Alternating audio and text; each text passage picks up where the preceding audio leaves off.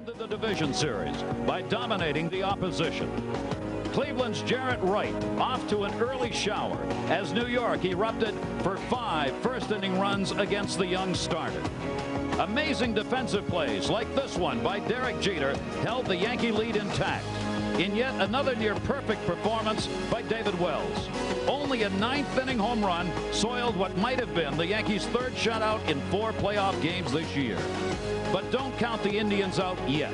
They seem to thrive on series comebacks, including 4 consecutive Game 2 wins in the playoffs. But the Yankees look poised and ready to crush anything in their path. Game 2 is next.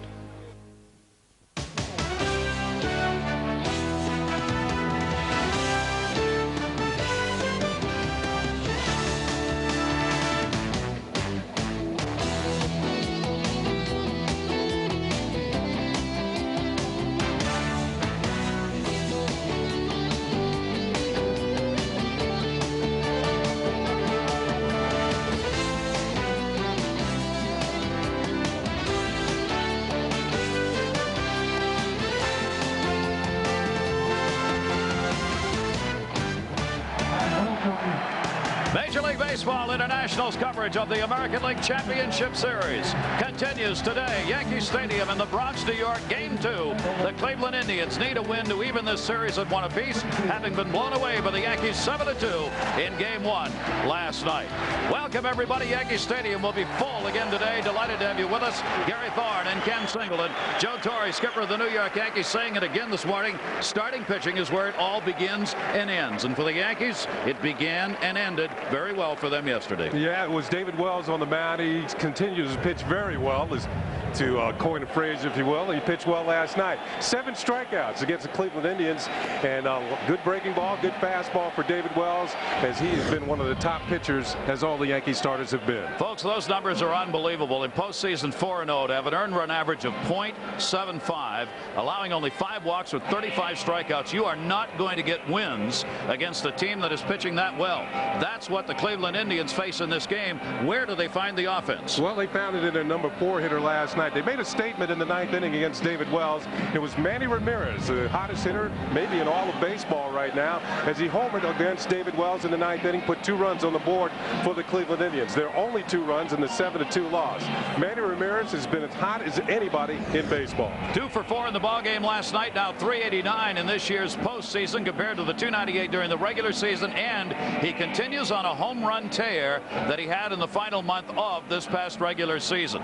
If starting pitching is where it all begins and ends for the New York Yankees, they start with a 20-game winner. Well, that's today. David Cone will hit the mound. 120 this year, lost only 7. And David Cone, earlier this year, he pitched against the Cleveland Indians right here at Yankee Stadium and won. He had 12 strikeouts in that ball game. 5 days later against the Indians, got a case of Tomei poisoning. Jim Tomei with a home run. David Cone, I should say, lost that ball game. Tomei poisoning. You are a word master.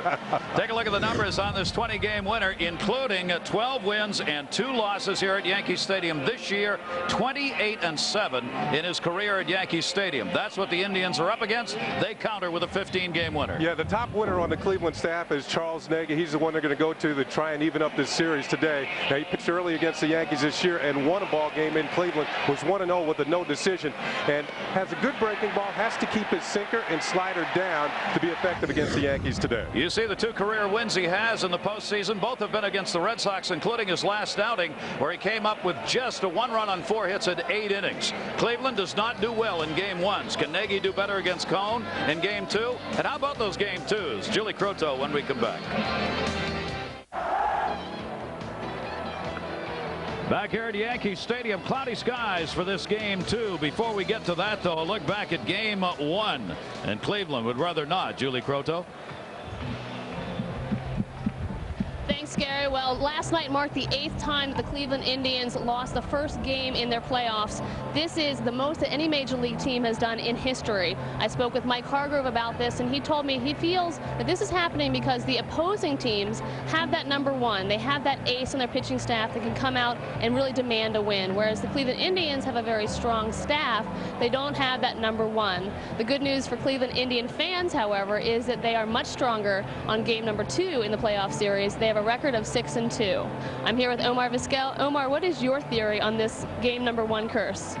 Well, I don't really know how to explain it. You know, I guess like my Hargrove said, we haven't been able to get to the number 1 ace in every series in the pitching staff, and we just for some reason come back hard in the second game, and we know how to approach the second game with a different mentality since we're down in the series. Obviously, we've been here before, and we don't have any pressure in our side. Well, baseball is huge in Latin America. In fact, this year there are more Hispanic players than there are African American players in the major leagues. Do you think they're following you in Venezuela? No doubt about it. I think they're following not only the Cleveland Indians, but every ball team out there. We got a representative in every team. With the San Diego Padres, we have Carlos Hernandez. With the Yankees, we got Luis Sojo. And with the Braves, we have Andres Galarraga, Ozzie Guillen, and Eddie Perez. I think they're really enjoying this series. Well, the Cleveland Indians certainly seem confident about tonight. The mood in the clubhouse was very light and very playful. Gary?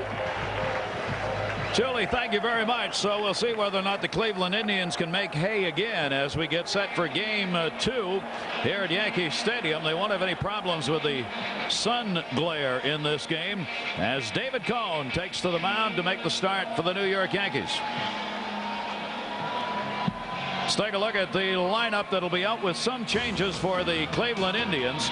Kenny Lofton in center. Omar Vizquel moving up to the number 2 hole at short. David Justice, Manny Ramirez, Jim Thome, Travis Fryman, Brian Giles, Sandy Alomar, and Joey Cora. Omar Vizquel out of Venezuela talking with Julie just moments ago. Dominican Republic's Manny Ramirez and Sandy Alomar and Joey Cora hitting 8 and 9 from Puerto Rico. Here's a look at David Cone. He mentioned the fact he's a 20-game winner, second time in his career, but 10 years in between the 20-game seasons for David Cone. 20-7 with an excellent earned run average of 3.55. Struck out over 200 hitters this year. Second year in a row he's done that for the Yankees. And David Cone has various pitches, throws from different arm angles, very creative on the mound. When he needs to make up a pitch to get somebody out, he can do it. He'll drop down, throw sidearm, and use that breaking ball. Very exceptional breaking ball that strikes out a lot of right-handed hitters.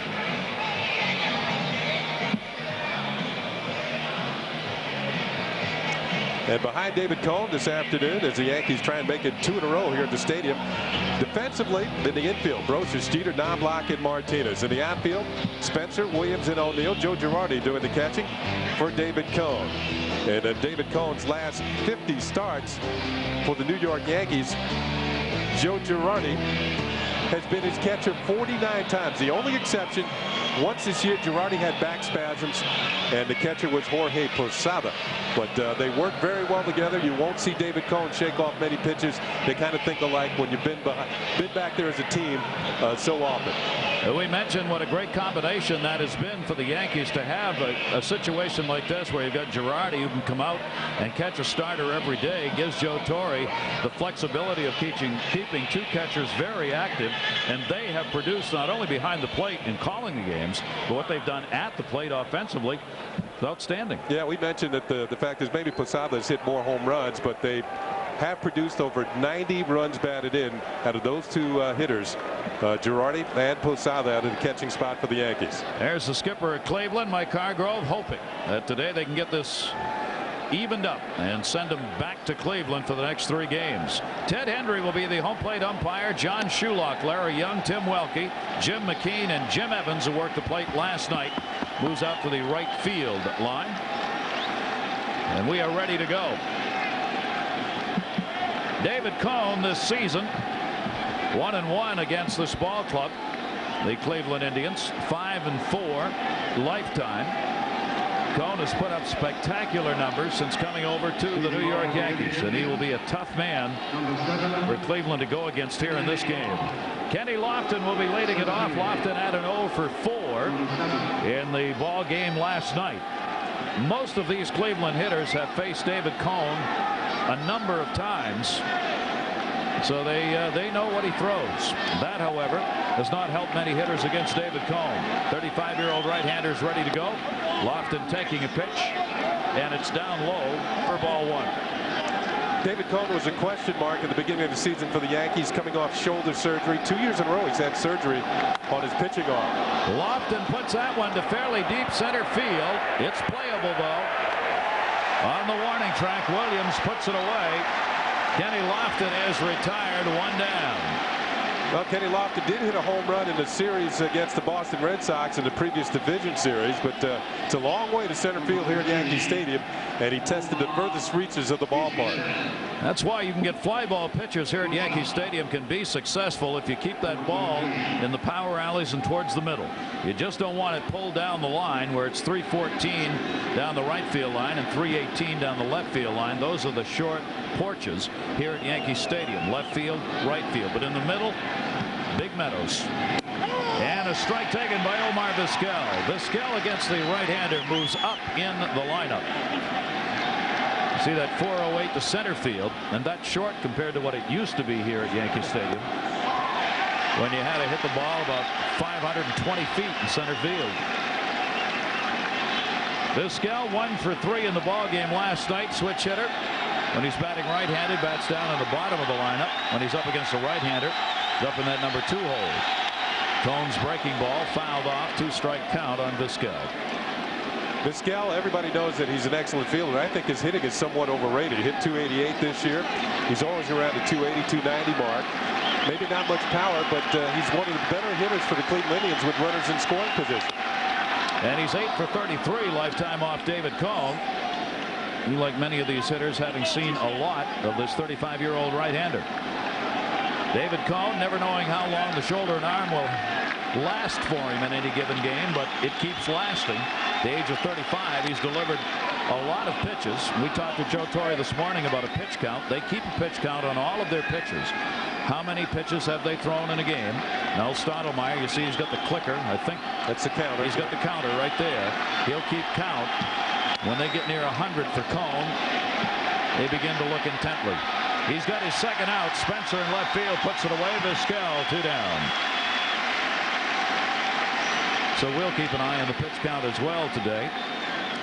More importantly, of course, is how well is a pitcher throwing, not just how many pitches has he thrown in a game. Yeah, early in his career, David Cone was somewhat obsessed with strikeouts, getting people out by the strikeout route. But when you do that, you use up a lot of pitches. Now, as he's gotten later on in his career, he'll take the fly ball out on the first pitch or second pitch. Cone's got 2 down, nobody on. Joe Torre also telling us this morning, as you see David Justice, you can usually tell early whether David Cone will be on. He starts out quickly.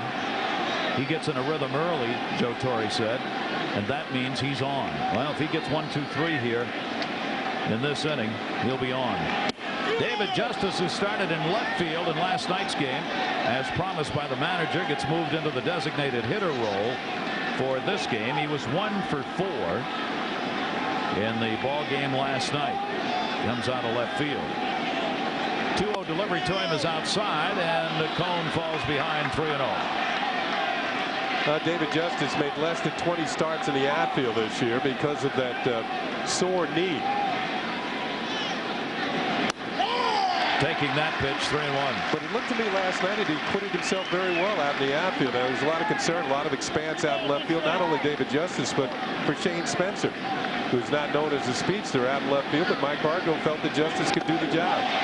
Going for the long ball right there with 2 down, nobody on early in the game. Justice thought about taking him deep. 3-2. Here's a look at the last pitch, and looked to be a split finger. He had a good swing at it, but fouled it off. Justice 21 home runs during the regular season. Yankee fans on their feet early here, applauding for the strikeout. 3-2. Walked him. David Cone cut down on the walks surrendered this year. In fact, for his career, he had the best season and fewest walks per 9 innings, just over 4 per game. So he, too, became more of a control pitcher this season, Kenny. Well, that helps you out. You limit the opportunities for the opposition by putting men on base, as he just did with David Justice, and brings the hot-hitting Manny Ramirez to the plate. This is the guy that you don't want to have up when there are people on base. If you're the opposition pitcher, you just assume he never came up, actually, but he's got to get a chance, and those numbers are the reason why. Ramirez has had a spectacular year. And that misses outside to the slider. Ball 1. Almost the exact opposite of Omar Vizquel, that Ramirez's fielding has greatly improved this year. Takes a lot of fly balls, works hard on getting himself set, ready to throw the ball while he's practicing. So his overall game has improved. A towering pop-up behind first base in foul territory. Tito Martinez. Ramirez is retired. One walk-off cone, but that's all, as Ramirez is the third out. Yankees coming up. Major League Baseball International's presentation of the 1998 American League Championship Series, brought to you by MasterCard.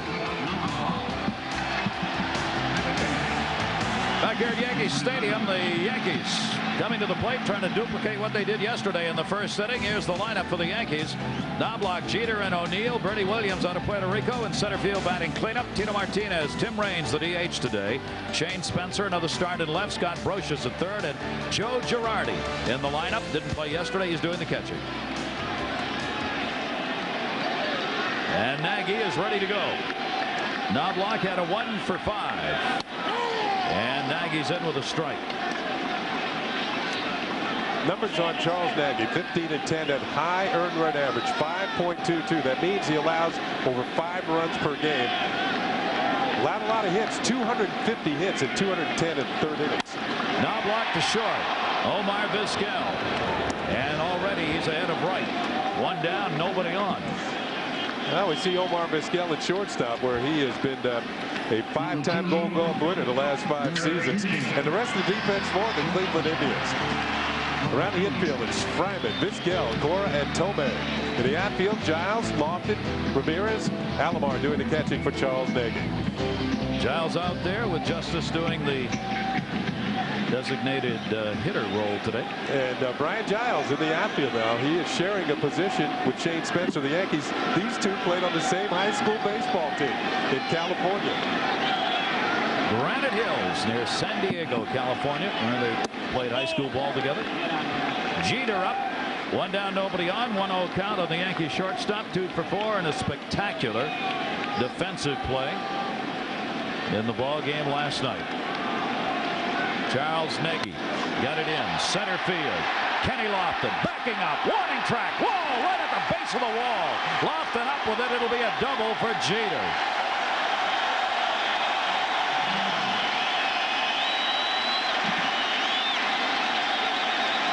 Jeter's improved power this year. It takes 2 to make it go right. It takes 47 to make it go out of sight. This one almost went out of sight. Fastball right down the middle of the plate, right in the happy zone for any hitter. Kenny Lofton, even with all of his speed, couldn't come up with it. But fortunately for the Indians, his ball does not bounce that far away from him after it hits the wall, and Jeter is held to a double. Jeter with 19 home runs this year. That's a record for a Yankee shortstop in a single season. 19 home runs, improved power from the Yankee shortstop. So Nagy in trouble here in the first inning with a runner at second base. Jeter delivering the double, and Paul O'Neill 2 for 5 in the ball game last night. And O'Neill a 300+ hitter against Charles Nagy in his career. The Yankees went 5 for 16 with runners in scoring position last night, including 4 for 7 in the first inning. They had a ton of scoring opportunities last night. They've got Jeter in scoring position here in the first inning at second base. A 1-0 count on Paul O'Neill. And the pitch missed outside to him. 2-0. Leading RBI man, one of them for this ball club. He has already delivered a couple of RBIs here in the postseason and has 1 postseason home run.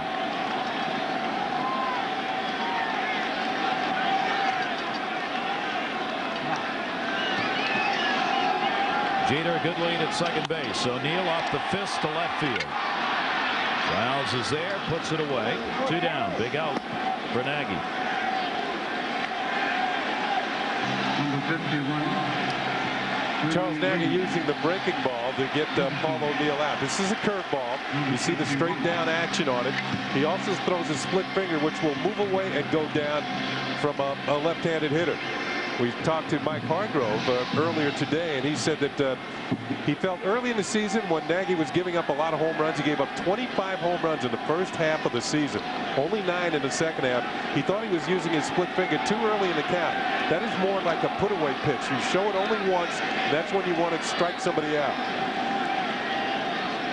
Now with 2 down, runner at second, Bernie Williams. And Williams takes the pitch inside for a ball. Against Nagy, the left-handers hit .270. Right-handers a spectacular .323. That would tell you that his breaking ball wasn't that good during the course of the season. Sometimes it would flatten out when it tries to get it away from right-handed hitters. There's a breaking ball in there for a strike. That's a good one. That had a sharp break and a late break to it and dropped into the strike zone. Here's another look at it. The target is low and inside. So he misses the target but still picks up a strike. That's one thing to watch. If he can't locate that curveball where he wants and gets it in a bad spot, he'll go as far as any pitcher can throw. 1 ball, 1 strike count. Bernie Williams with a runner at second. The high strike called right there, 1-2. Keep that in mind. If Ted Hendry's going to give that pitch, that'll give left-handed hitters some problems. Now this pitch will start maybe a little bit off the corner, then have a little tail to it as it kind of moves away from Bernie Williams right to the inside corner for a called strike. 1 ball, 2 strike count. Jeter off second. 2 down. Went away from him that time. 2 balls, 2 strikes. Another sinking fastball. Yeah, the pitches that are thrown to the plate all have some sort of movement on them. Sometimes the pitchers will throw a curve, a splitter that will are intended to break away and break sharply. Fastball, maybe not quite as much, but a little bit of movement right at the end. When a hitter swings the bat, thinks the ball is in one area, then the ball, as soon as it gets to home plate, it moves, and you top it or foul it off. The whole idea is not to let the hitter hit the ball solidly. 2-2 delivery to Bernie Williams, and he struck him out with a great breaking ball down and in. That is a big inning for Mike Hargrove and the Cleveland Indians to get through the first without giving up a run, and Nagy did it. No score after 1. Yankee Stadium on a cloudy day. Chandler shower this afternoon, kind of breezy, wind blowing from right to left field. Here at Yankee Stadium, Game 2 of the American League Championship Series. Want to remind you about our website. We'd love to hear from you at www.worldseries.com. And Judy and Donovan DeCock, who are Yankee fans from Johannesburg, South Africa, thank you. Received a message from you after the game last night, and glad to have you on board and watching us. And all of you who logged in with us, thanks. We hope you'll do so, and we're going to get to some of your questions today. See if we can explain the game of baseball just a little bit more clearly. Oh boy. Oh boy. You're in trouble now. We go to the second inning, and Jim Thome, playing at first base today, 0 for 3 in game 1, will lead it off. Fryman and Giles to follow against David Cone. Jim Thome originally came up to the Cleveland Indians as a third baseman. When the Indians got Matt Williams, they moved Jim Thome over to first base. Did a great job over there. Matt Williams moved on to Arizona, and Travis Fryman now bans third base. Well, a position change that didn't seem to do much to the bat of this guy. 28-year-old. He's a 280-plus career hitter, including the numbers from this last season. And Cone's down low to him, 2 balls and no strikes. It's very difficult to get Jim Thome to chase a bad pitch. Usually will bring the pitches into the strike zone before he swings. He has that big cut. He did struggle coming back off the disabled list. He hit just 195 in the final 12 games of the year. Those are 12 games after he came off the DL. So he's still trying to get his swing back to where it was for most of the season prior to the injury. He has power to all fields, although it might not apply as much here at Yankee Stadium. He's among the league leaders in opposite field home runs. In other words, when he gets a pitch out over the plate, he can drive it almost as far as a right-handed hitter could. David Cone, who strikes out a lot of batters, 5th in strikeouts in the league, gets one right there. Number 1 in the game. Here's a look at a good fastball that targeted Joe Girardi is inside, and the ball just about hits the glove. Moves the glove just a little bit. Let's see if it does catch the corner. Now, it might have been a little bit inside, but it was close enough for Ted Hendrick. Sometimes those veteran pitchers will get the benefit of the doubt on the close pitches. Thome struck out 141 times this year. He's a man who hits them either deep or strikes out a lot. One down, nobody on. Travis Fryman. Fryman had an 0 for 4 in the opening ball game. David Cone ahead on the count, evened up there. 1 ball, 1 strike. Travis Fryman got off to an awful start this season. Hit under 200 for May, but from May on he hit over 300 and got his numbers up to respectability. That ball to center field. Bertie Williams. 2 down. Fryman on the fly ball out. And already in this game, David Cone with 3 balls to the outfield and 1 to the infield. So he's getting the ball up in the air for outs in this game. That's not unusual for David Cone. As we said, as long as they're hit towards the middle part of this ballpark, he'll take them. 2 down, bases are empty. And Brian Giles. Giles getting the start in left field, did not make an appearance in the first game of this series. But with right-handed pitchers, he'll be the regular out there in left field. Giles 2 for 10 in the postseason. 1 ball, 1 strike count on him. It's a long baseball season. Injuries play a part with every ball club, and Brian Giles was out from May 30th to July 8th. Another one popped up behind the plate. Girardi back and has room.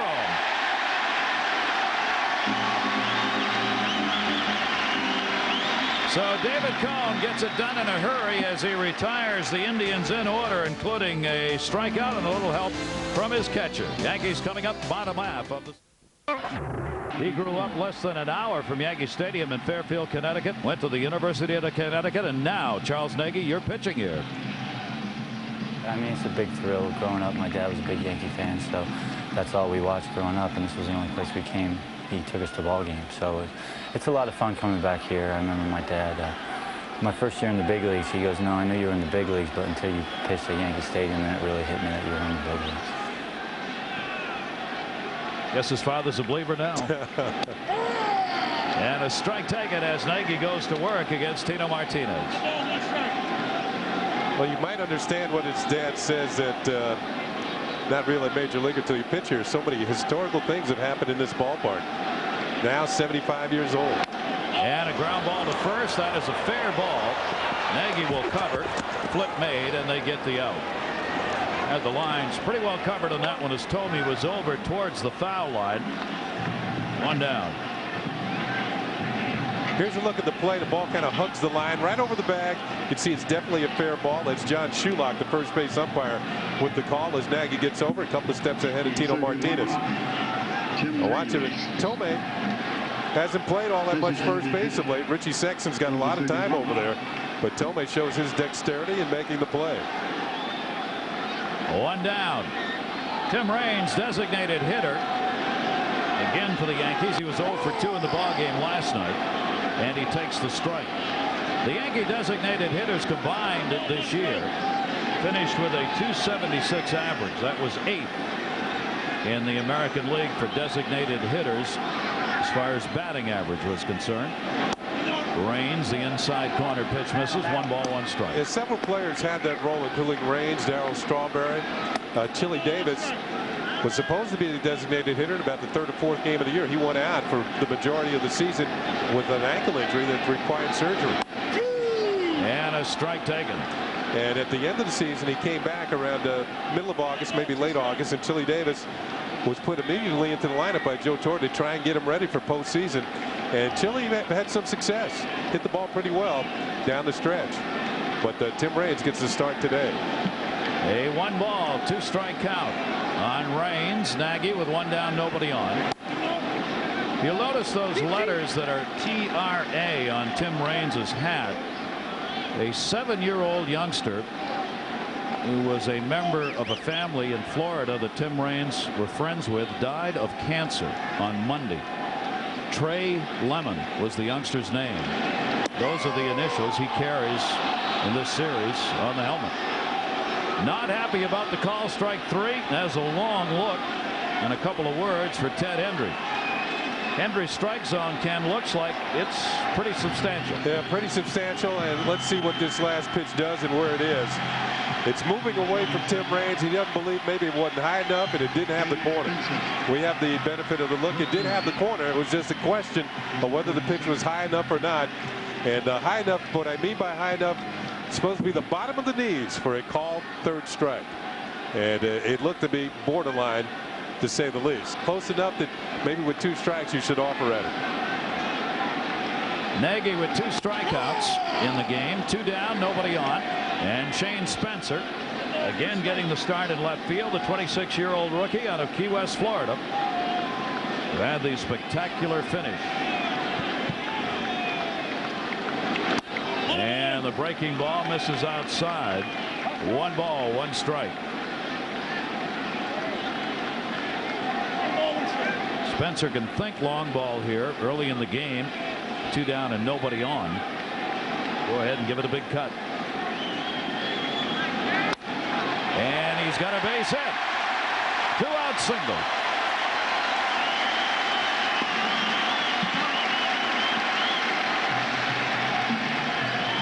Now, I really believe that Charles Nagy was lucky this ball was down in the strike zone that resulted in the base hit. Because one thing you want to do with the stronger hitters, you want to keep the ball away from them, especially when he's thinking a home run with 2 outs and nobody on. He might be thinking about going deep. Now, the bottom third of the order has produced a lot for the Yankees, not only in this series, but during the course of the season. They've done the job for them. They can score runs from any place in their batting order. Look at what they've done. 7, 8, and 9. That's a .432 combined batting average. .432 for the number 7, 8, and 9 hitters. And that's in the postseason, of course, and now they're at it again. Yeah, most times when you get to the bottom third of the order, that's a rest spot for most pitchers. They can get through these guys easy, save their strength to get to the bigger hitters at the top of the order and in the middle. But that's not the case when you face the Yankees. That's Scott Brocious, a .300 hitter, batting down in that 7, 8, and 9 hole. Throw over to first. Spencer back to the bag easily. Yankees picking up their second hit off Nagy with a single by Spencer. Boy, you wonder how Nagy won 15 games when he gave up the 3rd most hits of any pitcher in the league. 3rd most hits, 3rd most home runs, and more runs were scored off Charles Nagy than any other pitcher in the American League, and he won 15 games and lost 10. I mentioned out of the 34 home runs, 25 of them came in the first half of the season. So he kind of got his act together and saved on those baseball charges in the second half. 0-2 the count. And the fastball misses inside. He finished the season, Nagy did, with a 5.22 earned run average. His career average, 4.10 for his major league career. So he was over a run higher in ERA this year than his career earned run average. Yet 1. That means you come up with big pitches and big moments. But it also means that your team usually scores for you too. If you're giving up a lot of runs, and the only way you're going to win is if your team scores more. But when you get to a playoff situation, you're facing the better pitchers in the league. So most of the times these games are fairly tight scoring. We've seen that throughout the postseason until last night. His team scored 5.5 runs per start for him. Jarrett Wright never stayed in the game long enough last night. Strike 3 in the outside corner, and the Yankees are not happy with home plate umpire Ted Hendry. Scott Brocious didn't like that called 3rd strike. Tim Raines didn't like the one called on him. Nagy loves them all. Go to the 3rd inning at Yankee Stadium, game 2 of the American League Championship Series, and we remind you, love to hear from you. Where can you hear live play-by-play audio of all the postseason games and view video highlights? WorldSeries.com, the official postseason website of Major League Baseball. Check out San Diego's Ken Caminiti's postseason diary and items on the line store. You can also email Ken and I here in the booth with baseball questions. We'll be happy to answer as many as we can get to on the air. Just log in, let us know where you are, how you're enjoying the game, and if you have any questions, www.worldseries.com. It's a sight to see. Alomar takes on David Cone, and strike one.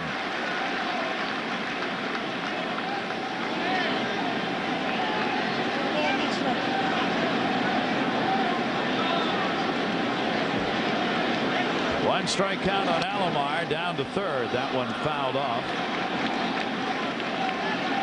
A couple of hockey players. The National Hockey League season will begin this Friday in New York. A couple of them on hand. On the right, Darius Kasparaitis is right now injured, probably not going to be able to get back into play till about the middle of the season. Sergei Nemchinov on the left with him, foul back, as another pro season about to begin in the not only the United States but also in Japan. The National Hockey League will play 2 regular season games in Japan in the coming week. A couple of NHL teams over there and a couple of NHL players on hand here at Yankee Stadium. One for the Rangers and one who's going to sit and watch for a while. Deep to left field. Wind is blowing over towards the line. He just missed. Hauled in by Spencer. Alomar was close to having one right there. Well, he pulled it to the right area of the ballpark for the chance to get a home run, but I believe he hit it just a little bit off the end of the bat, a little too quick, and he didn't get the good wood on it. Shane Spencer coming over towards the corner and hauling it in, a fairly routine catch for the left fielder. There you look at it right down the line, and somewhat short of where Manny Ramirez hit that home run last night. Strike taken by Joey Cora. Alomar retired. 0 for 4 now in this series. 0-1 the count.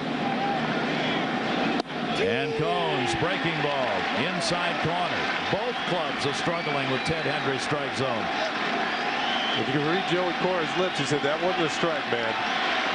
And here's a look at the breaking ball. Yeah, I think Joey Cora is right. Hitters are going to have to adjust in this game to an umpire who's going to call a lot of strikes. 0-2 delivery. Breaking balls outside. 1 and 2 on Cora. Cora's had only 1 hit in 13 at bats so far in the postseason. He picked that hit up in game 1 last night, going 1 for 3. Fastball, had to reach for that one. Paul O'Neill diving, and he got it. And may have gotten hurt in the process.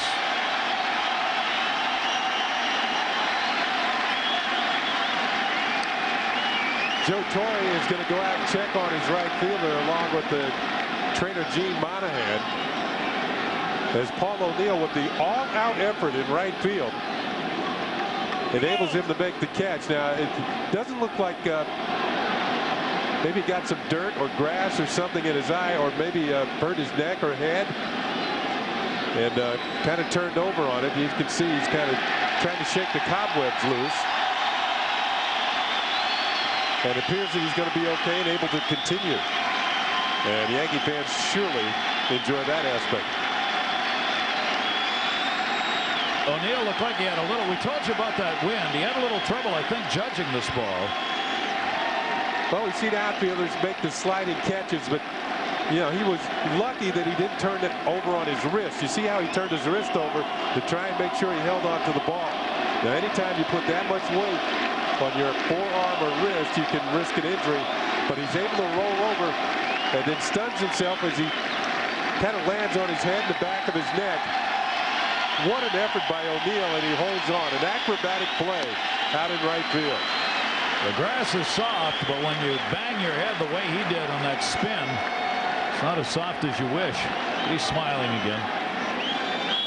So 2 down. David Cone continues to get fly ball out. 7 of the 8 outs he's recorded have been in the air. Fly ball pitcher. And with this room at Yankee Stadium in the outfield, one of the reasons he is so successful here, we showed you those numbers, 12 and 2 this year, pitching here at Yankee Stadium. Kenny Lofton. 2 down, nobody on. Scott Brocious moves in at third base. Lofton loves to lay down a bunt for a base hit. given an opportunity. You see him turn right there, takes it, ball one. Yeah, Lofton's the all-time leader for the Cleveland Indians in stolen base. You see Brosius kind of moving back about even with the grass at third base, and he's the one that makes things happen. He has yet to get on base in this championship series. David Cone falls behind on him, 2 balls and no strikes. A 5-time All-Star. Lofton laid down 27 bunts this year, 4th most in the league. Strike on the inside corner to him, 2-1. David Cone gives up about 4.1 walks per 9 innings. Not a lot. Kind of in the middle of the pack in that department. He'd like to have less, but with his stuff and the strikeouts he gets, that's not a bad number at all. Not everybody can be David Wells. Yeah. That one to right field. Paul O'Neill right away asked to get another one a lot easier this time. So David Cone retires the side in order. That's 7 in a row set down, and Paul O'Neill a fine defensive play to help his pitcher out. Game is still scoreless. Yankee Stadium scoreless. Cleveland needs a win to even this up at 1 apiece in the series. Paul O'Neill in, smiling, talking to teammates. So a little bump on the head, not having any long-term effect on him. The Yankees have not trailed in any one of their 4 postseason games this year. And they're not trailing here. If you're a Cleveland fan, neither are they leading. And Girardi retired on the ground ball up. Joe Girardi getting his first at bat in this series. Travis Fryman throws him out. Number 9 hitter gone, 1 away. It's not unusual to have Joe Girardi swing at the first fastball that he sees, and he got one there and pulled it on the ground to Fryman, who showed off a strong arm to throw it across the diamond and get Girardi out. 1 down. Nagy working impressively here early in this game. Leadoff batter. Has not been on base for the Yankees the first 3 innings. That's a key for any pitcher to have success in a ball game. That slurve pitch, kind of a combined slider curveball that he throws. You saw it right there. Has a little breakdown and also moves away from the hitter.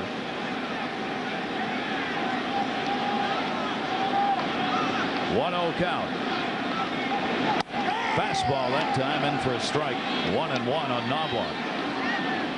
You saw Mike Hargrove there. We asked Mike Hargrove before the game, with Jarrett Wright getting knocked out in last night's game so early, would he use him in relief if he had to? In one of the other ball games, he said, no, I've still got Doc Gooden down there.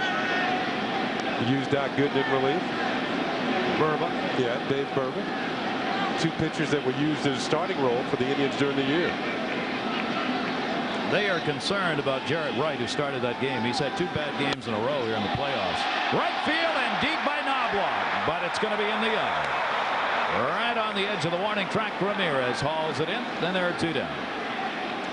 Knobloch had a stretch where he homered in 3 consecutive games for the Yankees this year. That's not like Chuck Knobloch. He is not a home run hitter, but I think he caught the bug of hitting home runs, and did have a career high with 17. And as the year went on, it was quite obvious he was trying to get 20 for the first time in his career. Now, he knows he didn't get all of it. Didn't get the good wood on it, and can only drive the ball as far as the warning track. When you get back to the bench, the guys will say, a little guy hit it. He's struggling now in the postseason as well. Only has a couple of hits and 18 at bats. 2 down. Nobody on. Derek Jeter coming up. Knobloch retired on the deep fly ball. Yeah, we talked about the warning track and warning track power. It's kind of a joke among the players. You only hit it as far as the warning track. You're not able to get it over the wall. And why there is a warning track is when the outfielders go back on the long fly balls, after they leave the grass and hit the dirt, they can feel it when they step onto the dirt with their spikes. And it tells them that they're getting close to the wall and you better slow down. Now, in the past, the walls were not padded as they are now. Outfielders are more expensive now than they were then. So deserving of greater protection. Play made, and Jeter's retired. Took only 7 pitches for Charles Nagy to retire the Yankees in order in the 3rd inning. We have now completed 3. Zip, zip the stadium. That's what the Yankees done for Cleveland, and no score in the ball game. Did you know the Atlanta Braves first baseman Andres Galarraga loves to paint when not on the field? Or Boston Red Sox shortstop Nomar Garciaparra, a big soccer fan? Well, you would if you watch Baseball Max. Each week we bring you the highlights from the American and National Leagues along with the player profiles, instruction, and more. It's Baseball Max. Check your local listings for the times in your country. David Cone checked to see if he went around. He did not. Jim Welke at third base making the call. Omar Vizquel leading it off for the Indians. Flied out to left field his first time up. Goes that way again, but this time foul. 1 ball, 1 strike on Vizquel.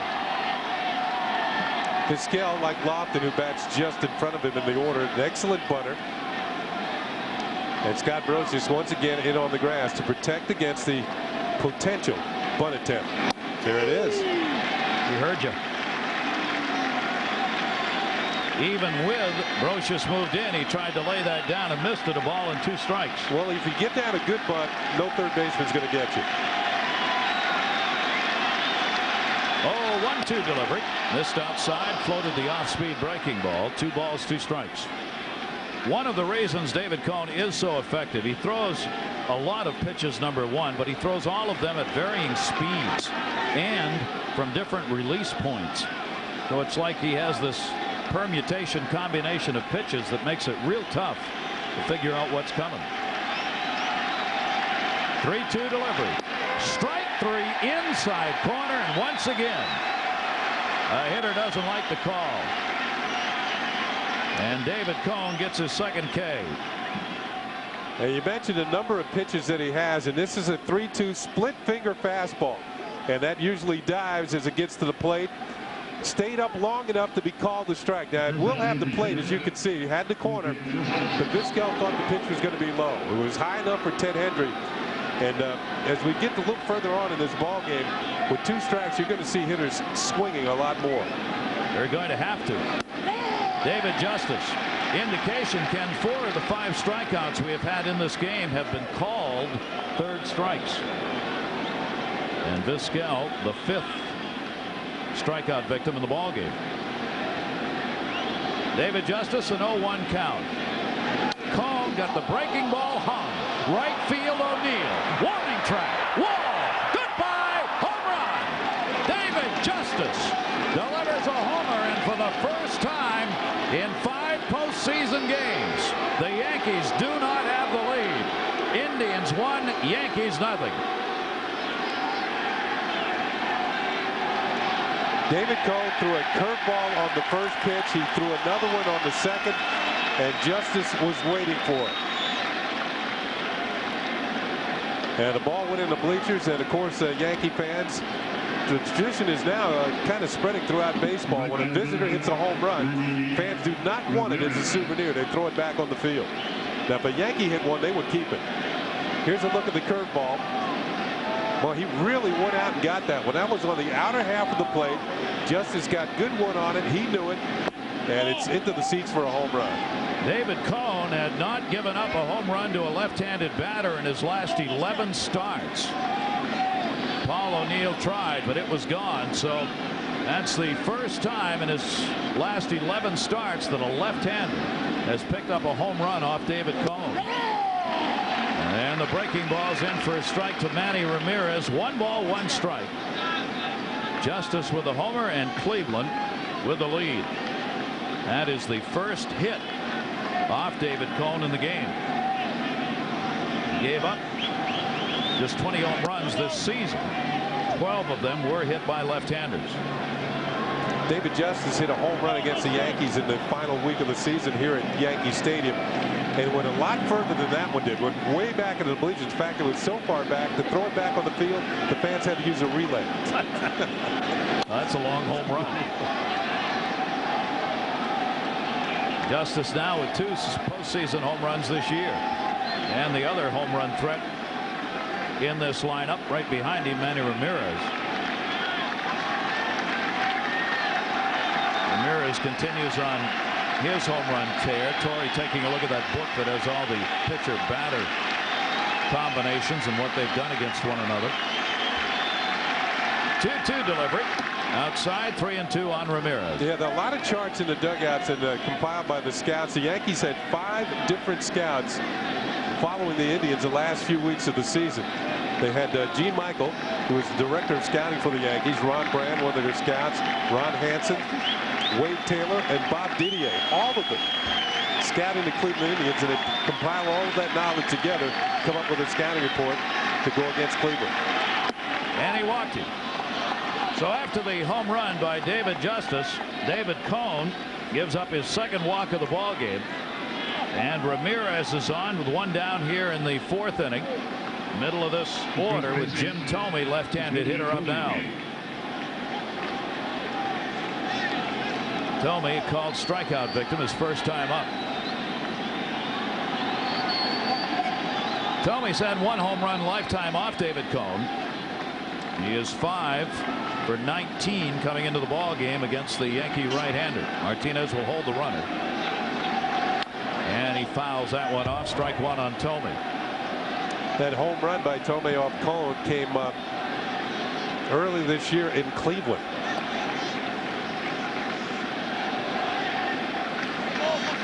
He's got that big uppercut of a home run power hitter. Not a particularly level swing. One that looks to hit the fly ball. Ramirez back to first. Yeah, Jim Thome was in the home run hitting contest at Coors Field this year and hit more home runs into the upper deck than any other hitter, although he finished second in the contest to Ken Griffey Jr. Thought about going, didn't. Strike on the inside corner. He turns to talk to Hendry about whether he went around or whether it was a called strike. 0-2. You know, certain umpires have reputations as good ball strike umpires, and you very rarely see the hitters turn around and say anything. So it might tell you something about Ted Hendry's ability to call balls and strikes when every hitter turns around and has something to say. Ramirez again back to the bag with the 0-2 count on Jim Thome.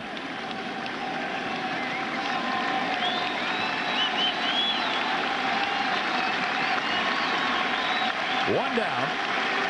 And a breaking ball missed outside. Wanted Thome to go chasing on that one. 1 ball, 2 strikes. Thome checking at third to see whether or not Ramirez is going to be put in motion here. Cone has thrown over a couple of times to keep him close. Runner not going. Fastball inside. And that'll even the count up at 2 balls and 2 strikes. That is Jeff Newman, the third base coach, and within all of those signs and signals to over the Manny Ramirez, either something might be happening or nothing at all. Those signs come from the bench and the manager, who decides what he wants his base runners and hitters to do. Ramirez stole only 5 bases during the regular season, but he might want a runner going here to try and stay out of a double play on a ground ball by Jim Thome. You know, with all the hitters turning around and saying something to Ted Hendry, usually the hitters start it, then the umpires hear it from the benches, and that's when things get ugly. There's another one, and Thome can't believe it. 3 strikeouts for Cone.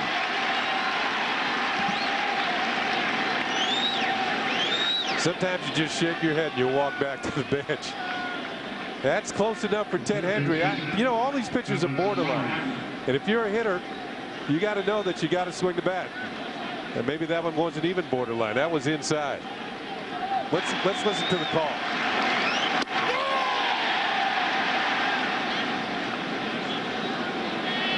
Two down.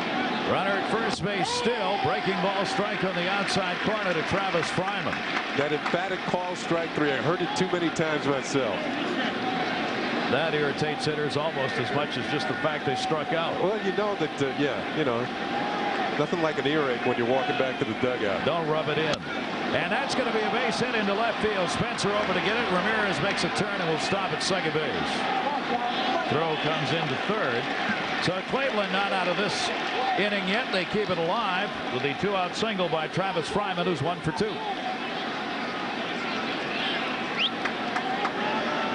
Now 2 on and 2 down.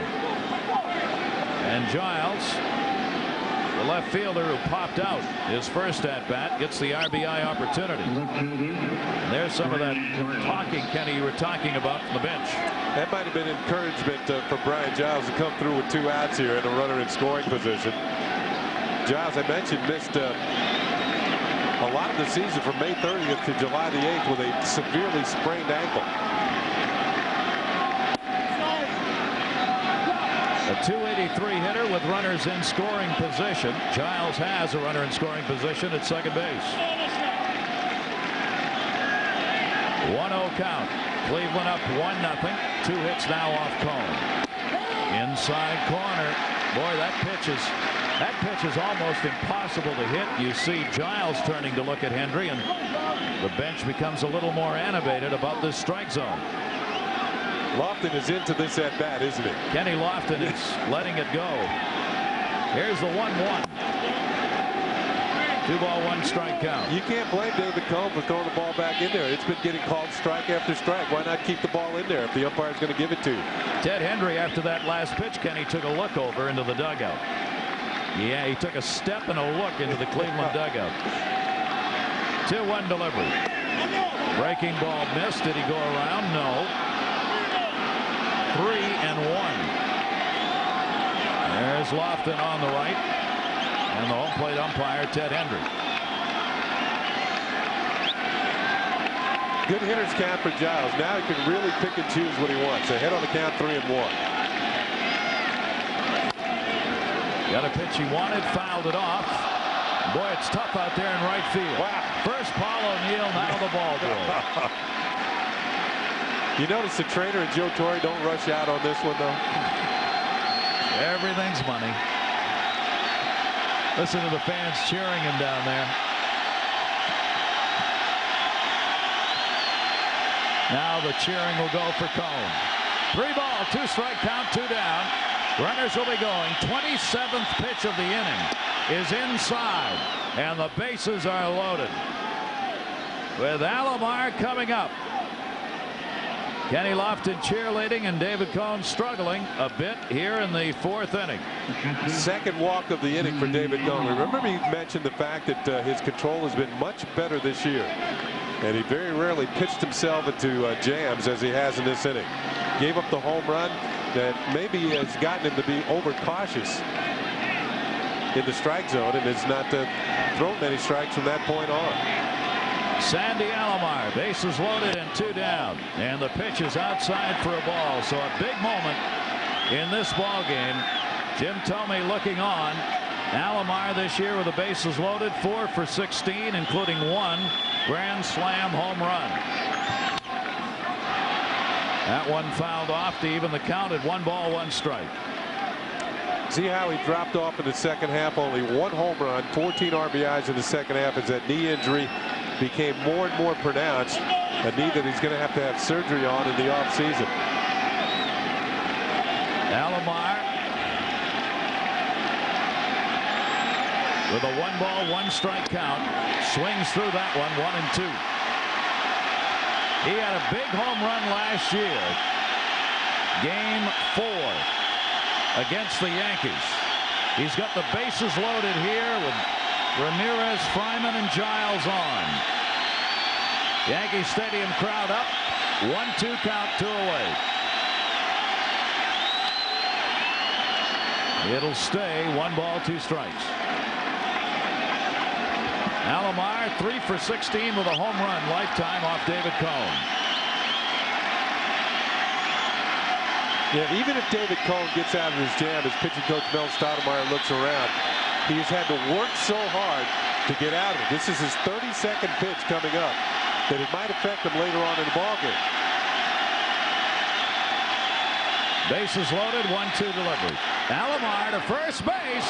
Bongo Martinez with time. Cone will get there for the out. For David Cone, David Justice got the home run off him, but it could have been a lot worse as the Indians leave the bases loaded. But Cleveland jumps on top on the Justice swing. 1-0. Cone, though, touched up for 1 by Justice in this one. And as they usually do in between innings, pitcher, catcher talking over what happened, and certainly something to do with that pitch that was thrown to David Justice that left the ballpark. Oh, Nagy now with a 1-0 lead. Paul O'Neill, Williams, and Martinez are due up. Remember, we talked about David Cone being on around a 100 pitch count for the game, somewhere around there, and the Yankees would want to get him out of there. He had to throw a ton of pitches in that last inning. That's what Ken was talking about, and he's up to 72 in the game. Charles Nagy, on the other hand, only 35 pitches thrown so far. Less than half as many as David Cone, so his tank is more full as we get to the further reaches of this ball game. Mark Wiley, pitching coach, keeps the charts. O'Neill flied out his first time up, and Nagy's pitch is low and away. 2-ball, 1-strike count. O'Neill now 2 for 6 in this series against Cleveland. The Indians have out-homered the opposition so far in the postseason, 9-6. That one drilled towards the corner. It is a fair ball. Ramirez, nice play. O'Neill trying to go for 2. Throw Ramirez off the mark, and O'Neill is in with a leadoff double.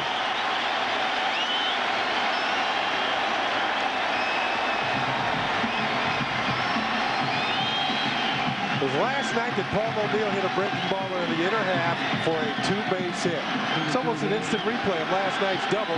In last night's situation, he also took a chance on the arm of Manny Ramirez, and he beat the play at second for the 2-base hit. Very close down in right field, only 314 feet, and this is where O'Neill decides he's going to try for 2. Slides in with the 2-base hit. He's in scoring position with nobody out.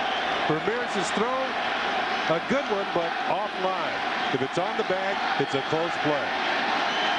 Ramirez couldn't get him. O'Neill's got his 4th postseason double. He led the Yankees with 40 in the regular season. Bernie Williams to first. Thome bobbles. Nagy covers. O'Neill goes to third. That is a successful out by Bernie Williams. Well, the whole idea, if Bernie Williams could not drive in the runner himself, is at least get Paul O'Neill over to third base with 1 out, and he accomplished that. And with a good RBI man coming to the plate, in fact, the Yankees' top RBI man, Tino Martinez. Here's a look at the ground ball to the right side. Thome, remember, used to be a third baseman, and you're taught at the corners, knock the ball down and then make the play. Tino Martinez had 123 RBIs during the regular season to lead the Yankees. The infield is drawn in. So with 1 down and Cleveland leading 1-0, they are going to try and protect the lead here in the 4th inning by trying to cut off that run. Gives Martinez a better chance of getting a base hit. And that one missed outside. 2-0 on Tino Martinez.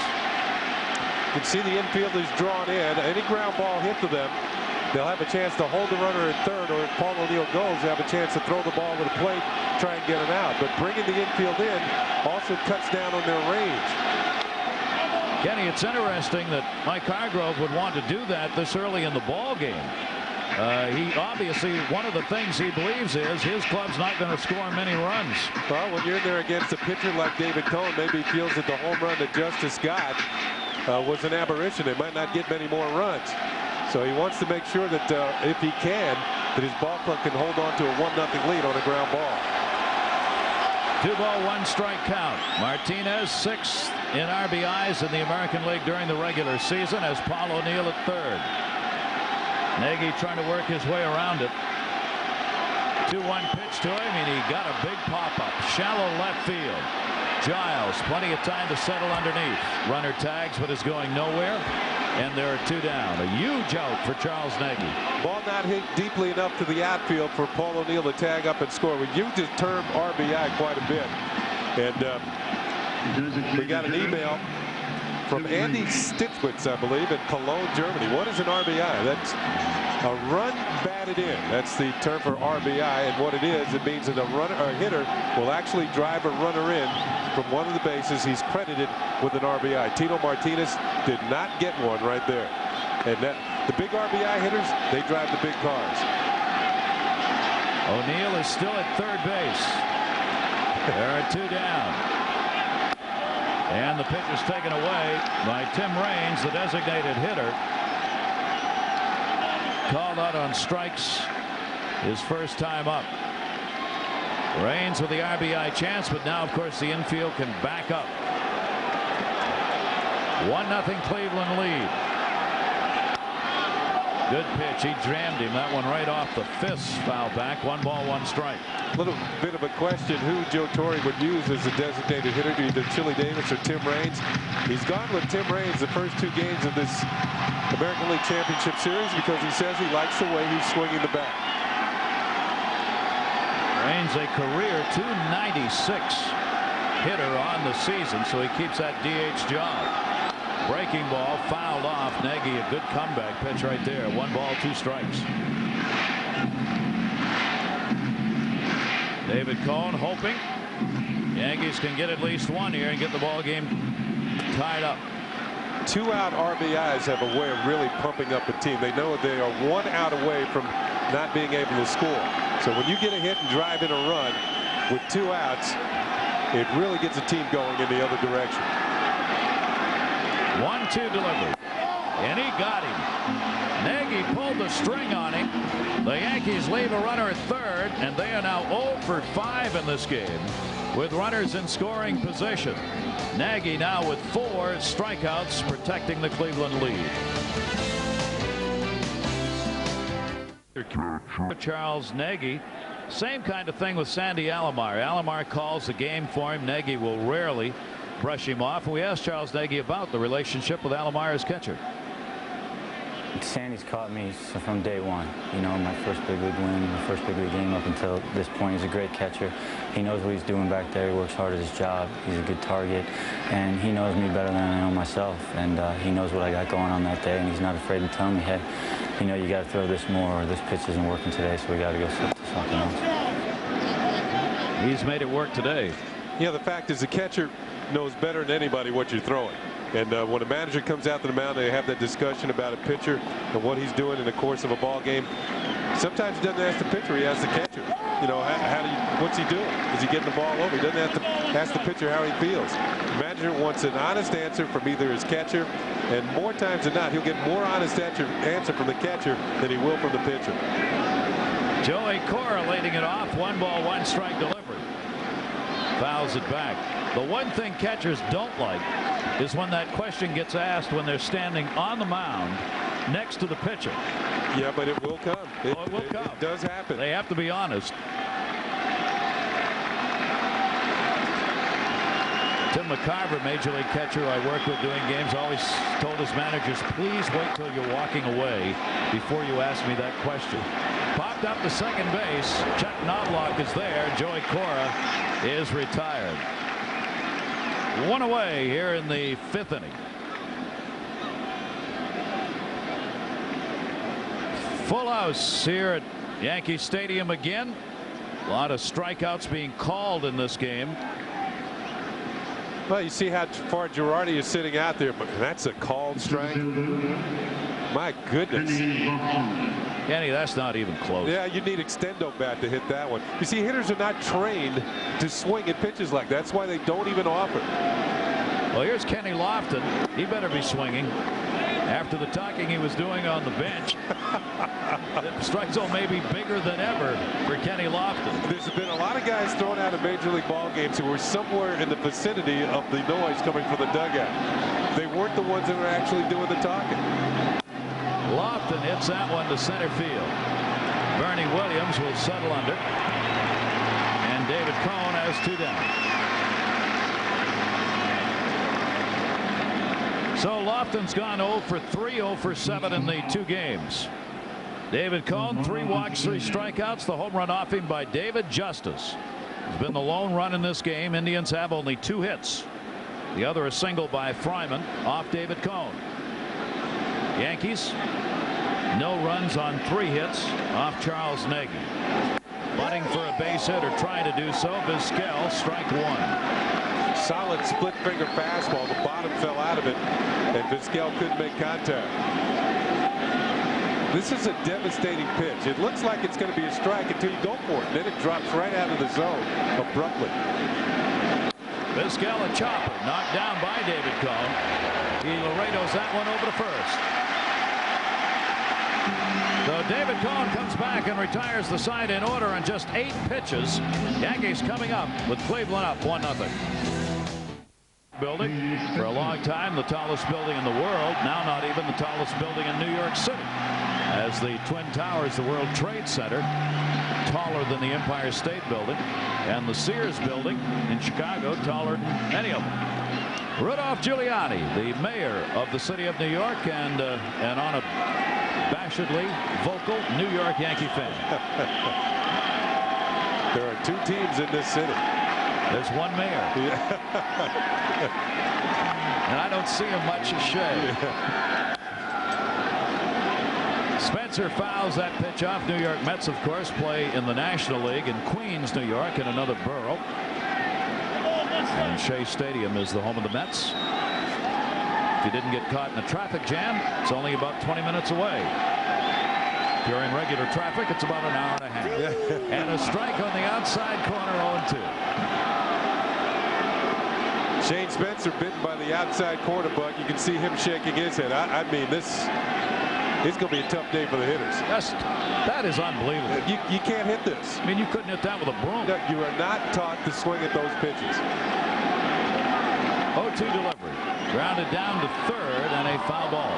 If I'm both pitchers, I'm just laying everything out there. Either I'm headed for the outside corner. If I miss, it's going to be outside. It's been an ongoing dispute during this baseball season about the varying strike zones of different umpires. And there's been no question it exists, not just from league to league, but from umpire to umpire. The strike zone varies enormously. I would invite the fans who are watching the game today. 0-2 to right field. Ramirez, and Spencer is retired. I would invite them who are watching the game today. Remember when Ted Hendry was calling balls and strikes today. And in the next ball game on Friday in Cleveland, the first base umpire, John Shulak, will be behind the plate. Here's a look at the swing of Shane Spencer. He knows it's outside. He's got to swing. So he goes out there to get it. He hit the ball hard, but he's out. So Hendry is behind the plate today. There's John Shulak. John Shulak is more hitter friendly. Pitchers have to hit the plate for him to call it a strike. Grounded towards short. Long throw, Vizquel. He got it. Scott Brocious. First ball hitting. That's another thing we're going to see hitters do in this game, probably. More first ball hitting. If they get a pitch that looks like a strike first pitch, you gotta go get it. Yeah, they don't want to get the 2 strikes, that's for sure. Fryman playing in on the grass, and it's up to Vizquel for anything to hit on the left side. He makes the play.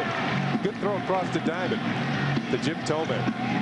2 of the great shortstops in baseball in this game. Vizquel, Gold Glover, probably is going to get his 6th this year. And Derek Jeter for the Yankees, probably future Gold Glover at short. 2 down, nobody on. First ball hitting, Girardi fouls it back, strike 1. Nagy's pitching an excellent game today, allowing just the 3 hits. 10 years ago, he was pitching for the U.S. Olympic team in Seoul, Korea. They won the gold medal that year. 2 wins, 3 losses in his career in the postseason. Girardi popped it up, second base. That'll be hauled in by Cora, and that will do it. So Nagy retires the side in order. 7 pitches thrown in that inning, and all of them were strikes, at least from where Ted Hendry was standing.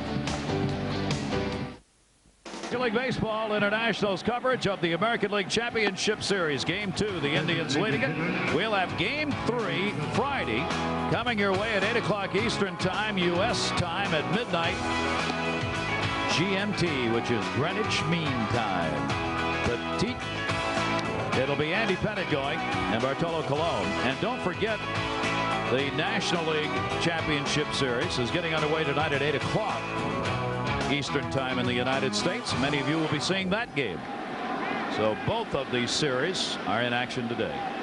Atlanta Braves and the San Diego Padres. And the winners, of course, move on to the World Series, and we will be covering that for you as well. David Justice delivered the home run off David Cone in his first at-bat. Now let's go back to the 4th inning. David Justice got a hold of a hanging curveball. O'Neill with a good effort. Somebody got a good shot of that with a camera, didn't they? Down to third. This is going to be a tough play. Scott Brocious off the mark. And that will be an infield single. They were playing Justice to pull. Brocious was moved over toward short. So he had a long way to go to get to that ball. Kind of squibbed off the end of the bat. Only one play he can make. Throw on the run, and he throws off target. You know, whether the throw is accurate, he might have gotten David Justice, but still it's going to be credited as a base hit because of the degree of difficulty of the play. That's why he does not get an error. Tough play for him to make. Justice gets the infield single. The big swing off the end of the bat, and now racing for a base hit, and he gets one. In the United States, that's sometimes referred to as a New York Sunday Times base hit. Sounds like you wrapped up the Sunday Times paper and you hit the ball. That's about as hard as you'd be able to hit it. That's what Justice did, and that's what he got, a single. Now Ramirez and David Cone up high to him, ball 1. Each team with 3 hits. The Indians really struggling in postseason with their offense.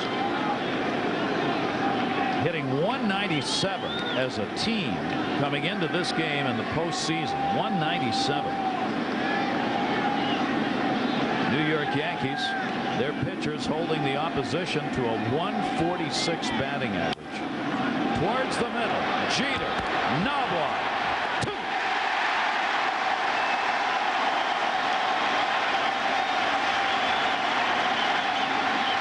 Deftly turned by the middle infielders by the Yankees, Jeter and Knobloch.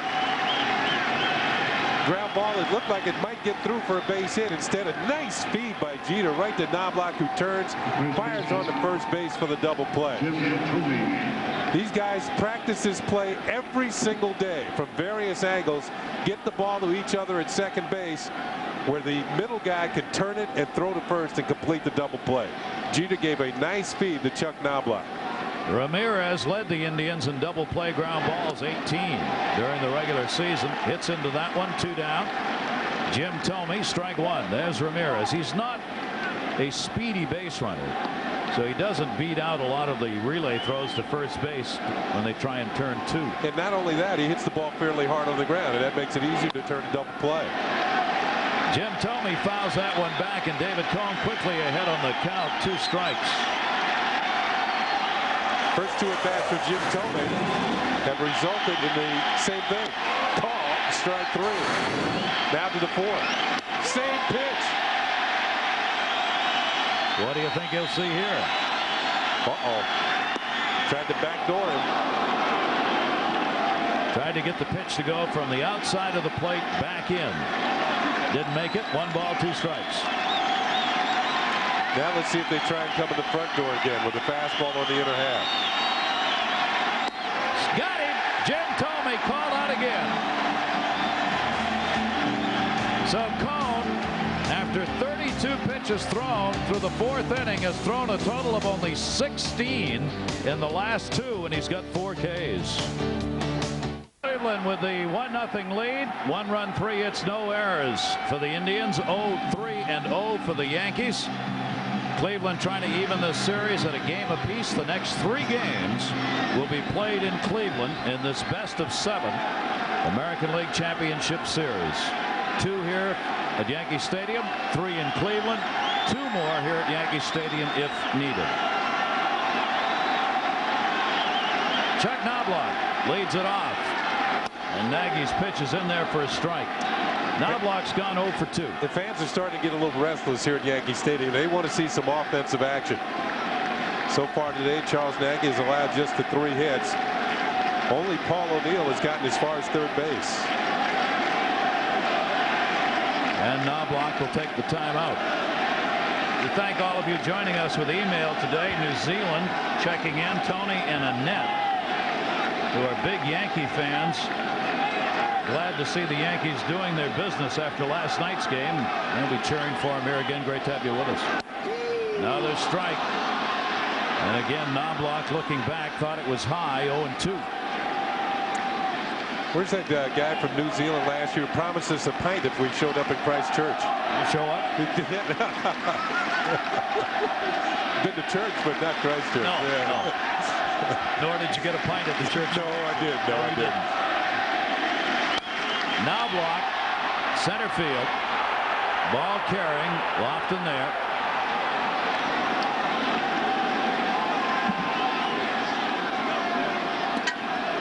We welcome all of you around the world joining us here for our coverage of the American League Championship Series, and we remind you in Japan, Major League Baseball will return to the land of the rising sun next month, slamming Sammy Sosa, strikeout king Curt Schilling, Red Sox phenom Nomar Garciaparra. They'll be leading the Major League All-Stars against the Japanese counterparts. The 98 Japan Tour will be played in Tokyo, Osaka, and Fukuoka. And it's November 6th through the 15th. Check your local broadcast listings for the time, date, and place in your area. Hideki Arabu with the New York Yankees. Tremendous coverage, of course, in Japan for his performances here this year. Grounded right back to the mound. Easy out. Jeter retired, 2 down. I've been on that All-Star tour years ago. Really enjoyed it, although now I understand the 3 places that the All-Stars will be going to have dome stadiums now, as opposed to we were outside in the cold in November. So it's a lot more comfortable for the major leaguers going over there, and certainly a lot more comfortable for the fans who go in and watch those ball games. Kenny, how about his position now with the Yankees pitching-wise? Hideki will be used in long relief if one of the starters should falter, but that, hasn't been the case for a while with the Yankees. 2 down, bases empty, and Paul O'Neill up.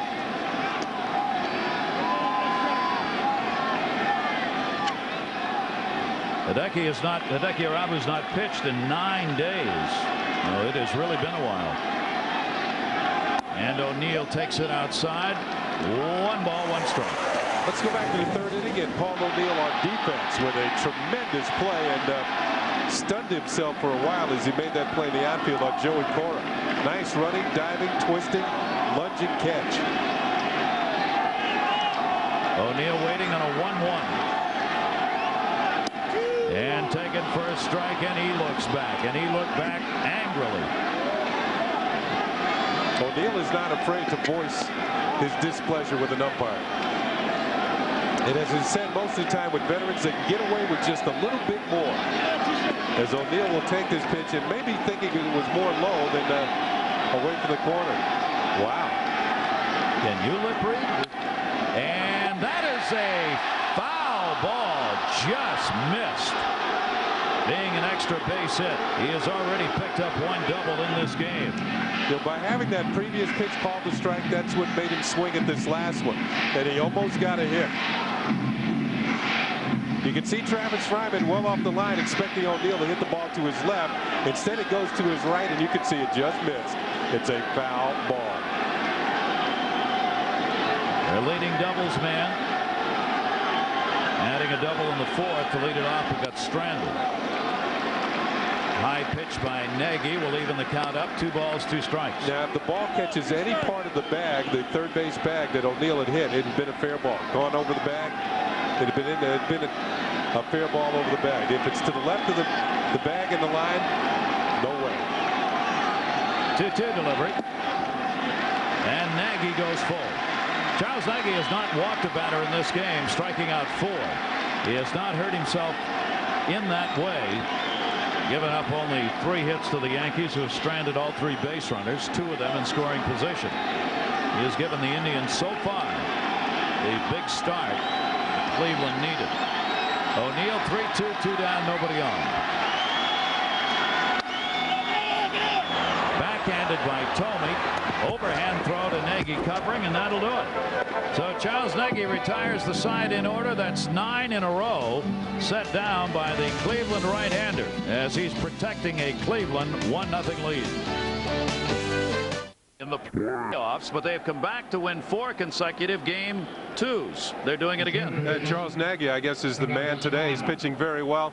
I go back to a late season game here at Yankee Stadium. Charles Nagy beat the Yankees here at Yankee Stadium, allowed just 1 run. He got a grand slam home run to give him the victory by the rookie Enrique Wilson, and that's why the Indians were able to win that ball game, as Charles Nagy pitched to beauty in the last week of the season against the New York Yankees right here at Yankee Stadium. Well, we'll see whether or not he can continue the job he's done here today. Travis Fryman, the Indians would dearly love, obviously, to add to their totals offensively. Down to third, Brocious knocks it down. He's got time. That ball hit high. Makes the play. Fryman's retired. 1 for 3 for Fryman in the game. I mentioned the fact that at the corners of the infield, third base and first base, you have a little bit more time if you knock the ball down, because the ball gets to you more quickly than it does at second and shortstop. So Brocious recovers on the hard shot, the accurate throw, and there's out number 1. Each team with only 3 hits in the ball game. A real pitcher's duel with the starters, Cone and Nagy, in there. Swung on, foul tipped by Giles. Brian Giles drew a walk his last time up, 1 of 3 given up by David Cone. Popped out in his first at bat.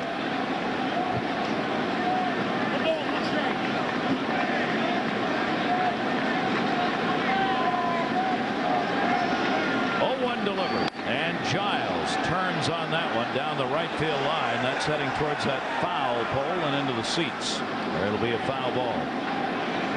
Kenny, we had an email about this great season in baseball, which talked about a lot of home runs, and a chance maybe to review that.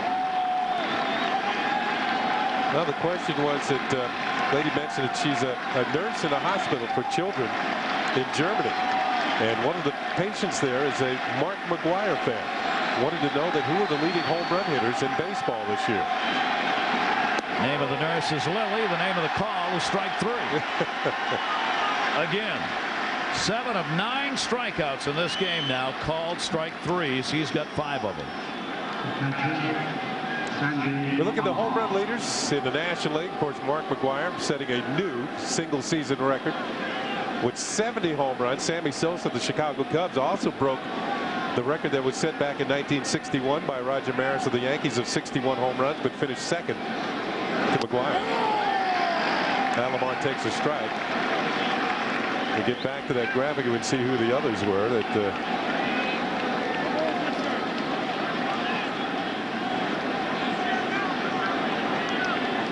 0-1 delivery to Alomar. Outside, 1-1. So it's McGwire and Sosa in the National League, followed by Greg Vaughn, who hit his 50th home run on his last at bat of the season. American League, Griffey, Bell, and Canseco. Amazing home run year. Towards short. Can he do it again? No. Jeter knocked it down. It slid on the grass, so that's going to be a base hit for Alomar, an infield single, hit number 4 for the Indians. One thing I like about Jeter, and I guess about all middle infielders, when they make a play and stop a ball and don't follow through and throw it to first base, you see a look of disappointment on their faces. Like, man, I should have made that play. And you see the look on Jeter's face. He feels he can throw anybody out if he comes up with the ball cleanly. And he has one of the stronger arms for a shortstop. He couldn't transfer the ball from his glove to his hand and dropped it, and it goes as a hit for Alomar. 2 of the 4 hits Cleveland has in this game are infield singles. Joey Cora nubs that one off the end of the bat. Strike 1. 2 down. Runner at first base. Indians are leading at 1-0. David Cone pitching well, but getting close to that mark where the Yankees will be concerned about the number of pitches he has thrown in this game, and he gets up to 100. 97 so far. Breaking ball, sliders inside. 1 ball, 1 strike on Joey Cora. He didn't go around.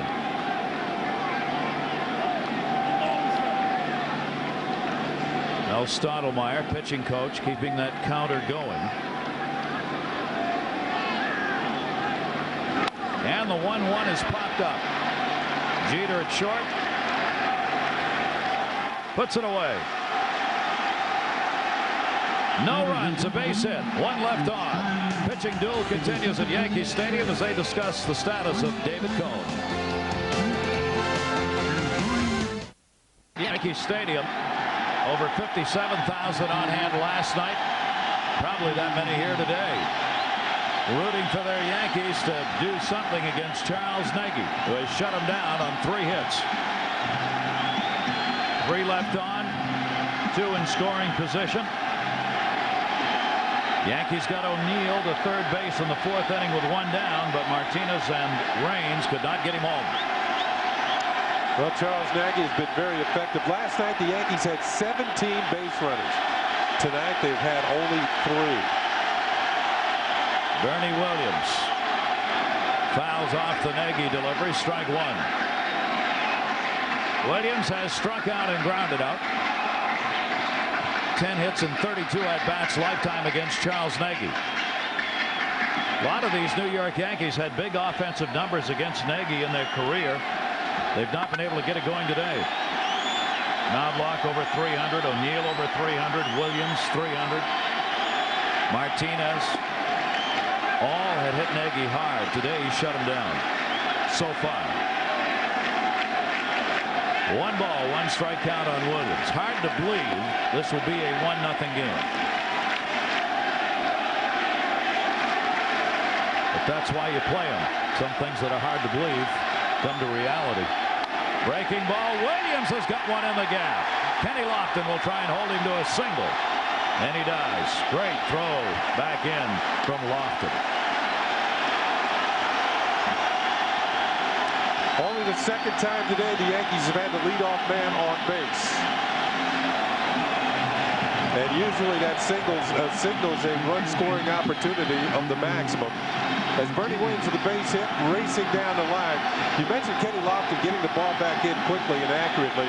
Bernie spun out going around first base, but Kenny Lofton led the American League in assists with 19. An assist is when an outfielder will make a throw that will lead to an out. Leadoff man on. Tino Martinez, ball 1. Martinez has flied out, grounded out. Looking for his first hit in the series, 0 for 7. Nagy has given up 4 hits and falls behind 2-0. He's only thrown 71, 72 pitches, so he should not be tired.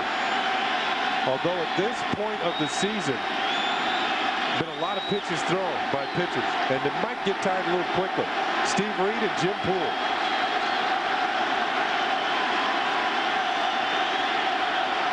Delivery. Ball 3 outside. Nagy worked 8 innings in his last start against Boston in the division series. A very strong 8 innings. He pitched 2 complete games. Mark Wiley, the pitching coach. And he walked him on 4 straight. First walk given up by Nagy. That's usually a red flag for a manager and a pitching coach.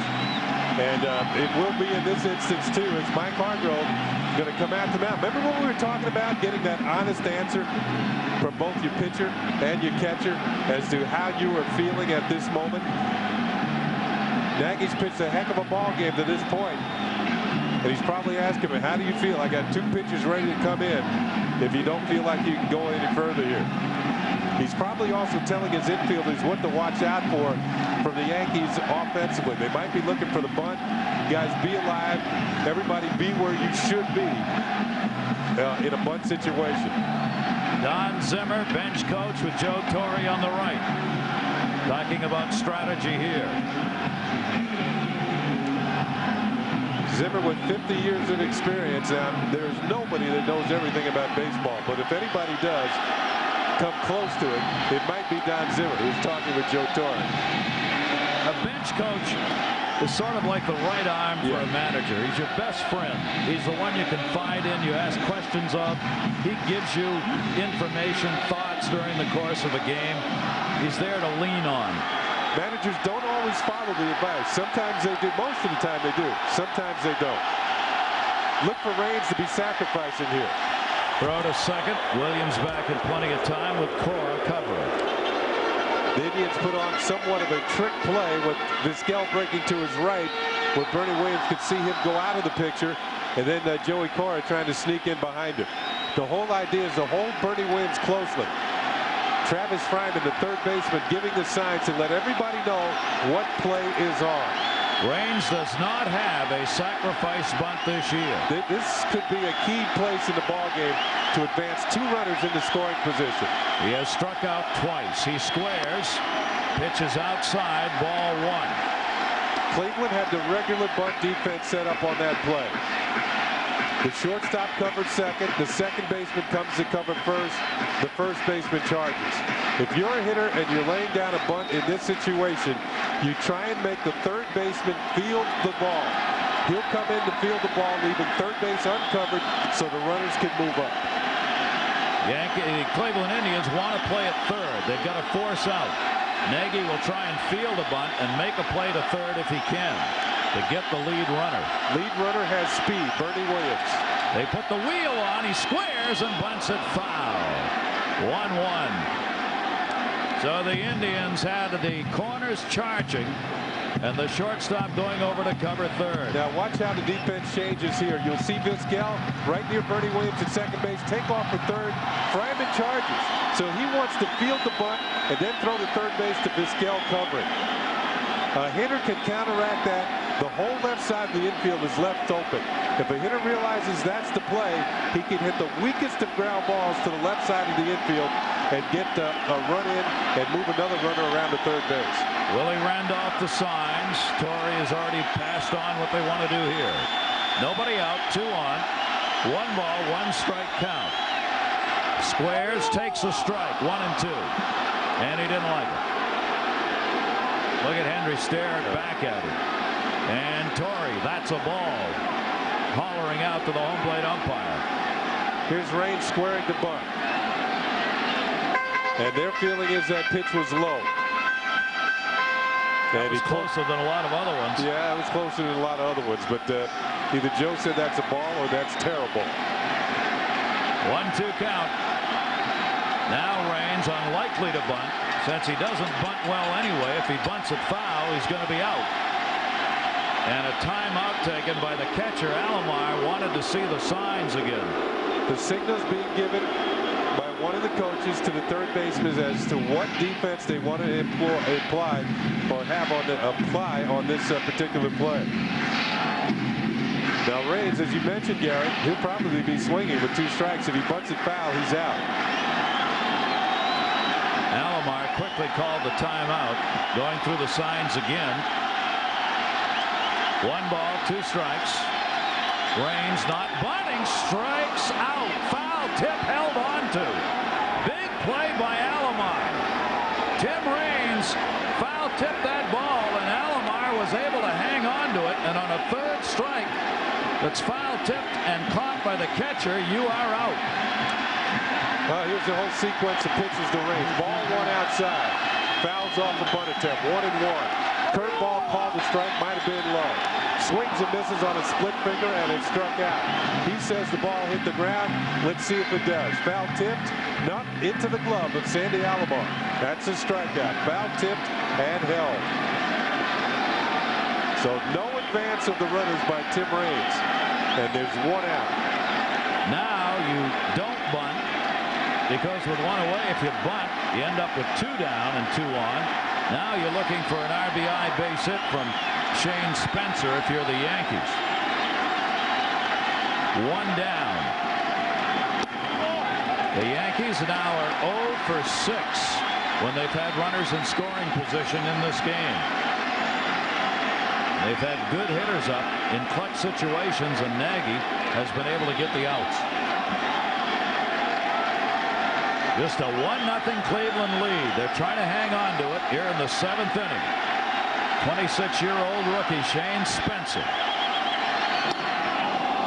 Nagy is tough. 1-1. Good split finger fastball for a strike. Ball dipped just as Shane Spencer went to swing at it.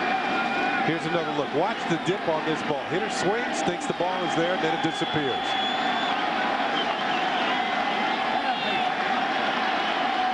Hargrove walking back and forth now in a pressure-packed portion of this game. 2 on, 1 away. 1-1 delivery. Jammed him. Hit it off his foot. Foul ball. And a 1-2 count on Spencer.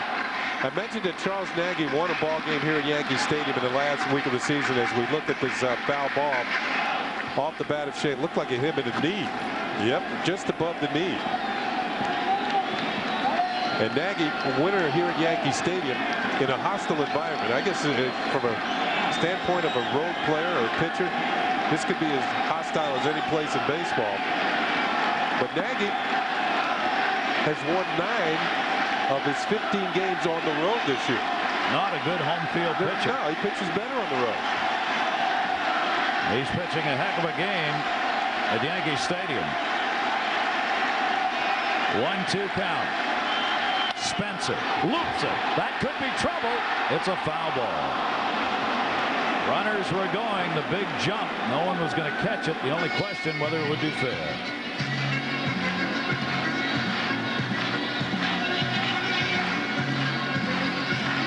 Nagy again broke out the split finger fastball. Remember we mentioned early in the game that Mike Hargrove wanted him to use it more with 2 strikes to put hitters away. Spencer just trying to stay alive, fights it off, and the ball is fouled off, and he gets to hit once again.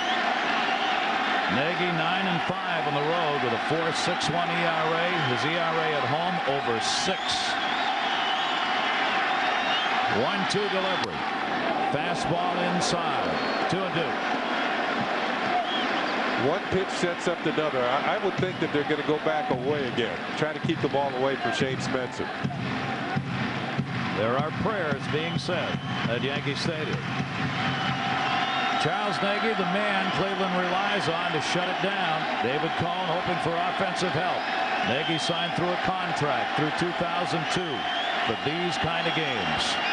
Breaking ball missed outside. 3-2.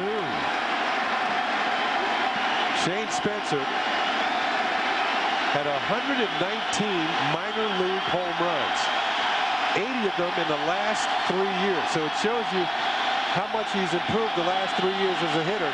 And part of being a good hitter is being able to recognize balls and strikes. So 119, that's a lot of home runs for somebody who's in the major leagues to hit in the minors. 3-2, 1 away. Runners not going. Swung on, hit in the air. Center field. Runners will tag. Lofton. Warning track makes the catch. Williams goes over to third base and will stop there. 2 down. He gave it a ride. Gave it a ride, but he picked on the longest part of Yankee Stadium. 408 feet straight away here at Yankee Stadium. This is towards left center a bit. Pitch was up. Got pretty good wood on it. He thought he might have got it over the head of Lofton, but Lofton to the warning track puts it away for the out. Bernie Williams realizes that the catch is going to be made. Tags up. Once the catch is made, he's able to move over to third base. Scott Brocious will follow Spencer. That close, but not quite. 2 away. Brocious down the line, left field, fair ball.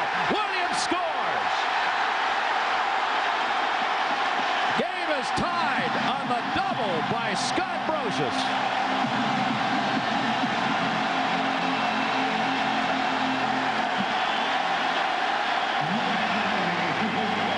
You know, one thing I see from Nagy this inning is pitchers are starting to come up in the strike zone, which means he's getting tired. The ball that Shane Spencer drove a long way to center field was a pitch that was up. Scott Brocious has been deaf on pitches that are about belt high all season long. He drives one into the corner. Last night, the base hit he got in the first inning was a pitch that was up. So David Cone now sees the ball game tied by a clutch 2-out hit by Scott Brocious. Drives it to the corner.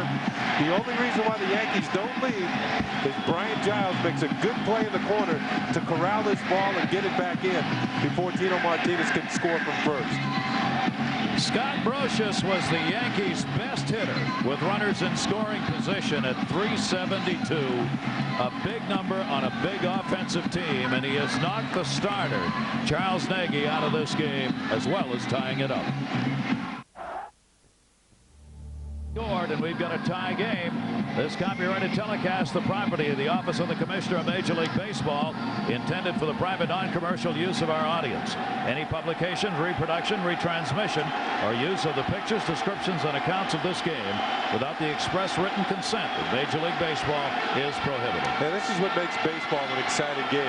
Just when you think you're sailing along, things are going right, quickly they can turn. When a leadoff batter gets on base, usually it's about maybe 65% of the time he scores. Bernie Williams got the base hit. You saw him in your picture in the dugout resting. He's the one that scored the tying run after the leadoff single. 32-year-old Steve Reed. Foul back by Joe Girardi. Girardi's gone 0 for 2 in the ball game. Reed worked last night to a couple of batters. These Yankees are seeing Reed for the first time. Paul O'Neill's the only Yankee who had ever hit against Reed. What a clutch situation for these two players right now. Girardi with a chance to put the Yankees on top. Reed with a strike on the outside corner, 0-2. And Girardi arguing with Hendry again. Joe Girardi spent some time with the Colorado Rockies, and so did Steve Reed. They were teammates for a while in the mid-90s. Out in the mile-high city of Denver.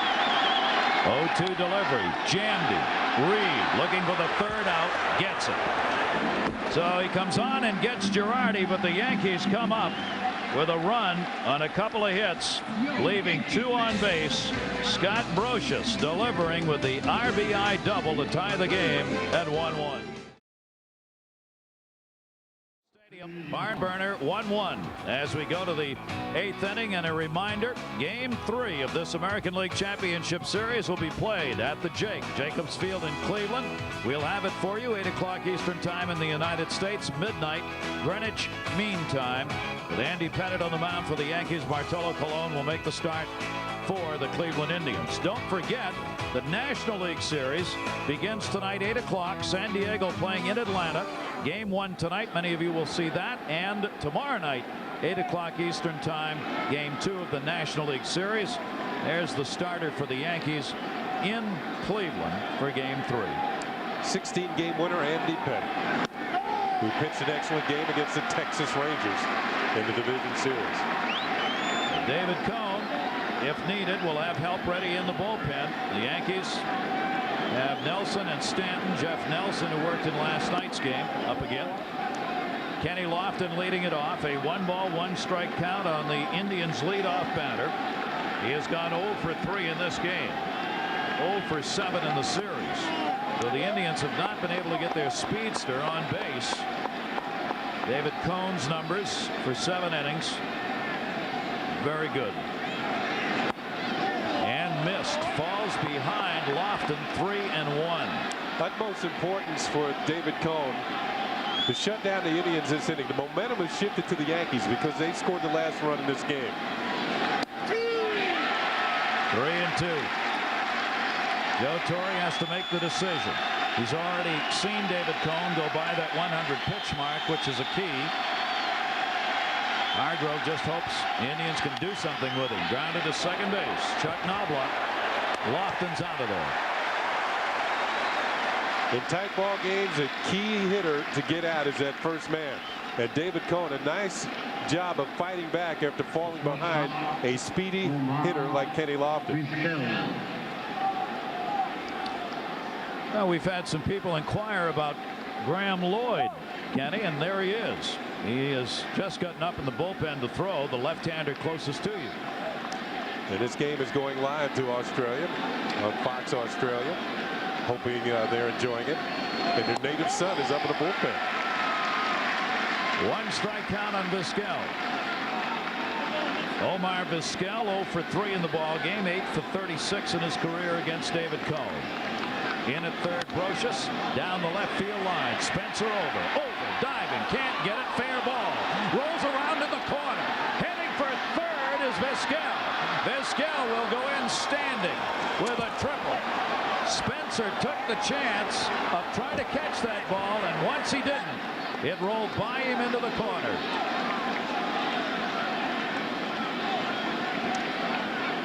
Well, you saw the play, and Spencer gave it all he was worth. But once the ball got by him, it was going to be a three-base hit. You mentioned the chance that he took. You know, he can lay back and try and catch this on a hop if he can, but he decides to try and makes the catch. And when he doesn't get to it, the ball falls beyond him. Vizquel is in third base with the three-base hit. Now, usually this time of game, Joe Torre's put Chad Curtis in defensively. But he feels as though he's going to leave the offensive player in the game in Shane Spencer. And the ball gets by him for the three-base hit. 6 triples during the regular season for Vizquel. Cone watching that ball rattle into the left field corner, and now a strategy meeting. Vizquel represents the go-ahead run, 5th hit for the Indians. He's on at third base with 1 away, and you've got the middle of the order. David Justice, then Ramirez, and then Tommy Duop. And Mel Stottlemyre, the pitching coach, has gone out to conference how they want to play this inning. Well, first of all, I think we'll see the Yankees set up with the infield in, and that's what we're going to see defensively.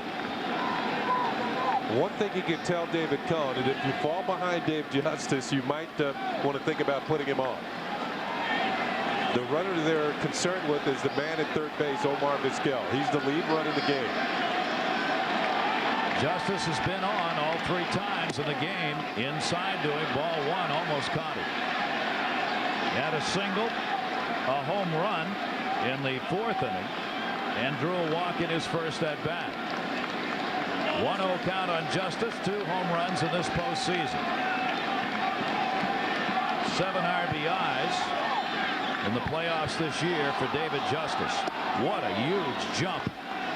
Omar Vizquel at third base came halfway down the line that time, trying to rattle David Cone. May have. It's a 2-0 count on Justice. Yeah, David Cone working from the windup, and once you start that windup, you cannot stop it. You have to continue with your pitch to the plate. He's working around Justice. If David Justice likes his 3-0 pitch, I can guarantee you he'll swing at it, trying to get that runner in. But I don't think David Cone's going to give in. 3-0 delivery, breaking ball, 3-1. And what I mean by give in is just throw a fastball down the middle of the plate to pick up a strike, and he did. He threw a breaking ball to the corner.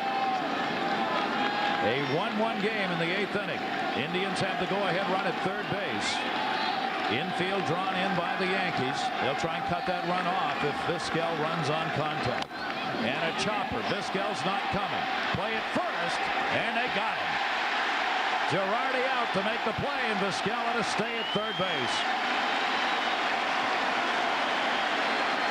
But there was a key out for David Cone in this ball game, and the Yankees go on to win it.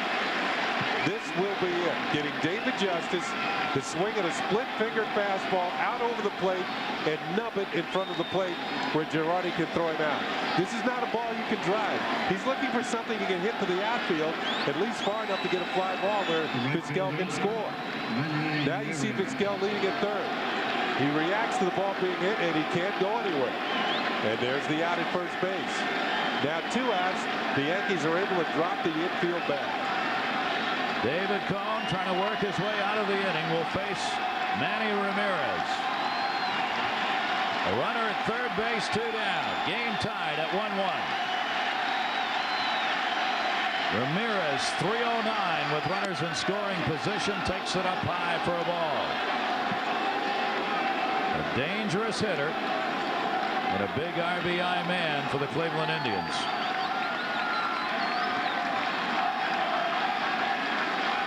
He is 0 for 2 and a walk in this game. Ramirez off the end of the bat, and that is a foul ball. Just missed hitting the bag. Home runs all-time postseason. Mickey Mantle, the Yankee great Hall of Famer, in 65 games, hit 18. Reggie Jackson in 77 games. Babe Ruth in 41 ball games, 15. Manny Ramirez. Manny Ramirez, the only non-Yankee in that group. Although Reggie hit some of his, with the Oakland A's. Ramirez trying to give the Indians the lead while David Cone trying to keep it tied. And the reason that is because the Yankees played more postseason games than any other team. 34 times they've been in the World Series. Fourth leading RBI man at the plate in the league. Takes the pitch outside. 2 balls and 1 strike. And you saw the reaction of Joe Girardi after that pitch. The whole game this pitch has been called a strike. It comes to a key situation and he doesn't get the call. You see, we've seen that all day being called a strike, and you're looking for consistency from the umpires more than anything else. That is a lack of consistency from Ted Henry behind the plate.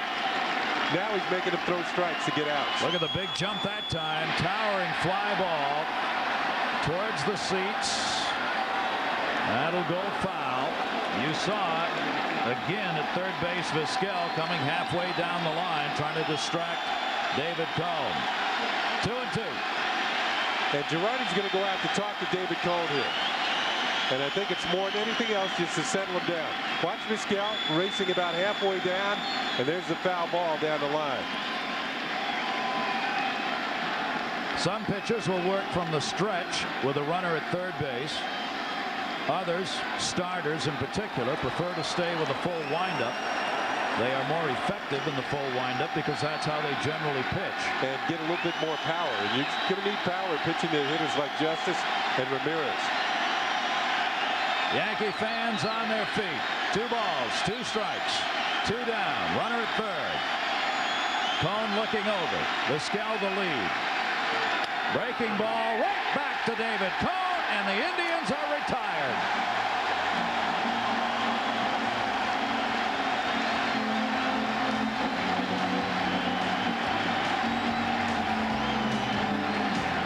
After a 1-out triple by Vizquel, Cone got 2 ground balls back to himself to retire Cleveland. Showing you why he was a 20-game winner, as he really bore down in that last inning. Yeah, and his creativity too. His last pitch, as we look at the sequence, the last pitch to Manny Ramirez, little hesitation before he delivered the ball and got the ground ball out, just to throw off the timing of Ramirez at the plate. So David Cone with the creativity, and he's pumped as he comes off the mound. Girardi is catcher there with him. Fine performance. Yeah, we saw Nagy get out of a runner at third and 1-out jam early in the ballgame in the 4th inning, and David Cone has duplicated that in the top of the 8th. 2 starters have been effective. Bullpen now. Reed continues on after getting the final out in the 7th inning. Chuck Knobloch, the leadoff batter, the 0 for 3, 1 for 8 in the series. Shane Spencer, who took that dive in left field going after that ball, ripping the pant leg and skinning the knee. Strike on the inside corner by Reed, 1-1. Reed with what is best described as a funky delivery.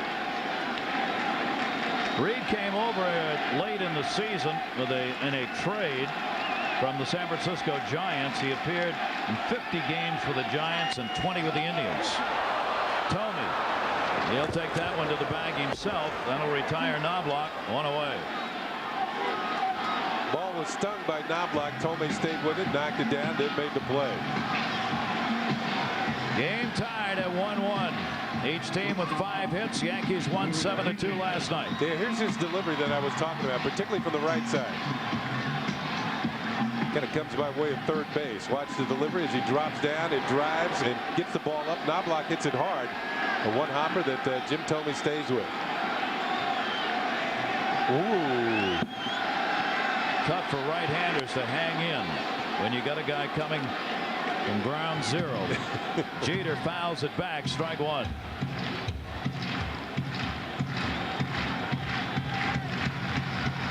That's why it's surprising to me that right-handers hit 273 off Reed and left-handers hit 244.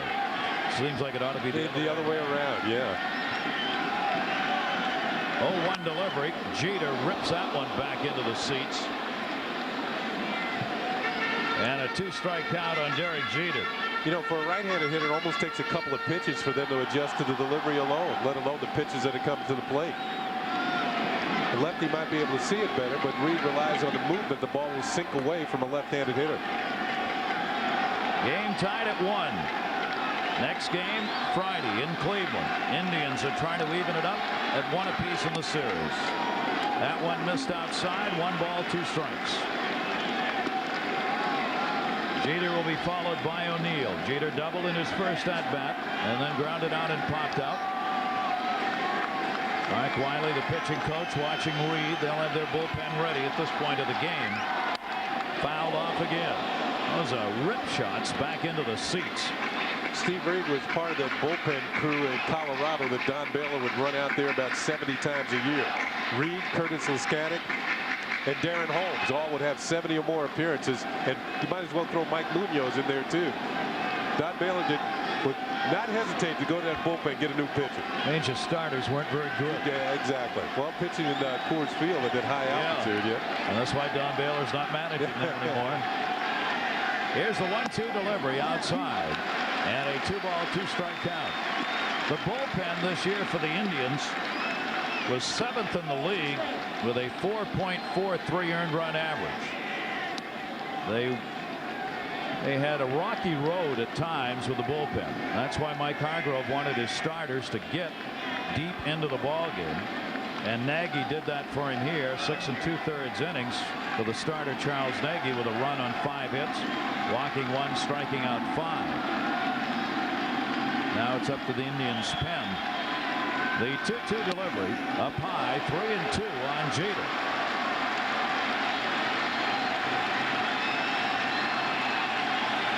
The strike zone seems to be getting tighter as we get towards the end of the ball game.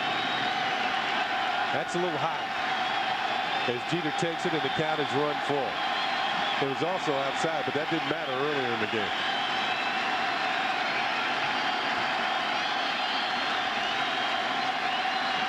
Three-two delivery. Jeter held up, walked him.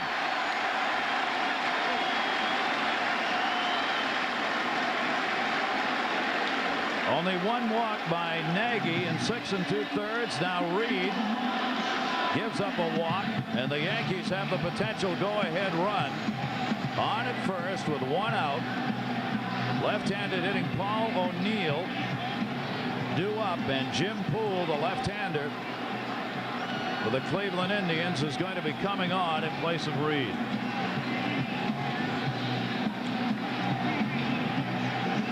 We will be back as Steve Reed leaves for the confrontation between the 2 left-handers in a 1-1 game. Paul on this ball game. 1-1 in the bottom half of the 8th inning, and left-hander Jim Poole on for a specific task. Well, he's facing Paul O'Neill, a tough left-handed hitter, but there's another reason why he's in the ball game, and it also helps the Cleveland Indians. With a left-hander on the mound, he's able to hold the runner at first base a little more closely.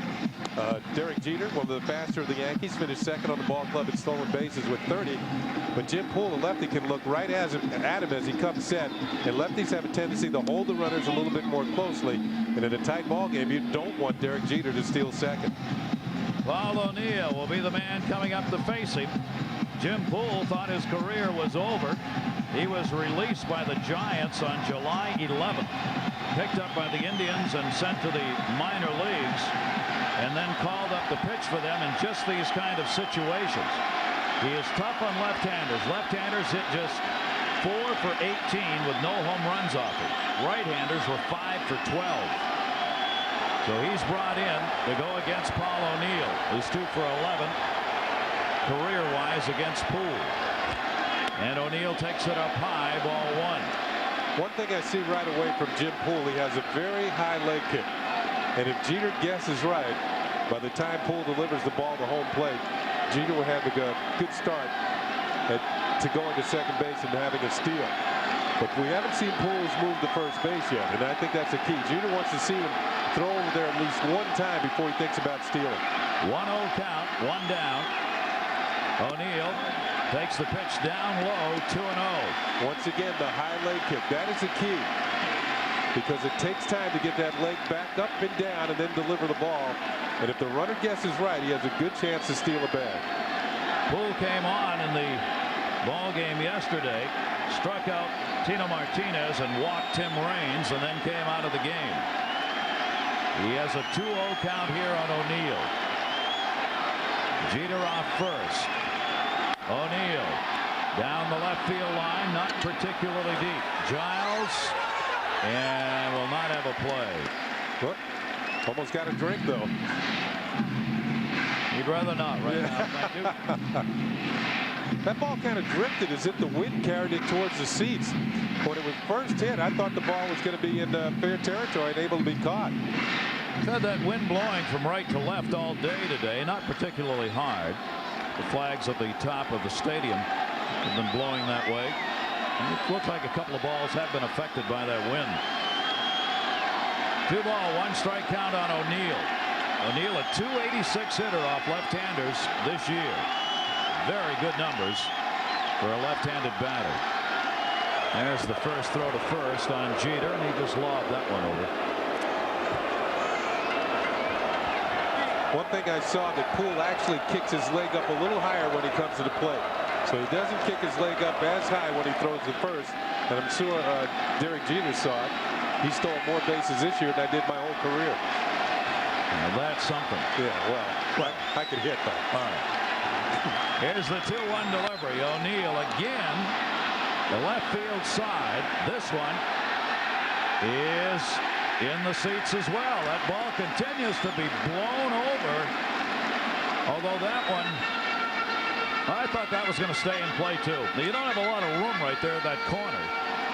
Better angle for the shortstop to make the play. As we look at the flag, sometimes it can be deceiving here at Yankee Stadium. The flag's blowing one way, the wind might be reacting another. Fryman called off by Pascal, but this one lands about one, or O'Neill thought he was out. See that bat? He didn't think he was going to get a chance to use it again. The wind catches it, and it goes about 2 rows deep into the seats. He owes that bat an apology. 1-1 ball game in the 8th inning.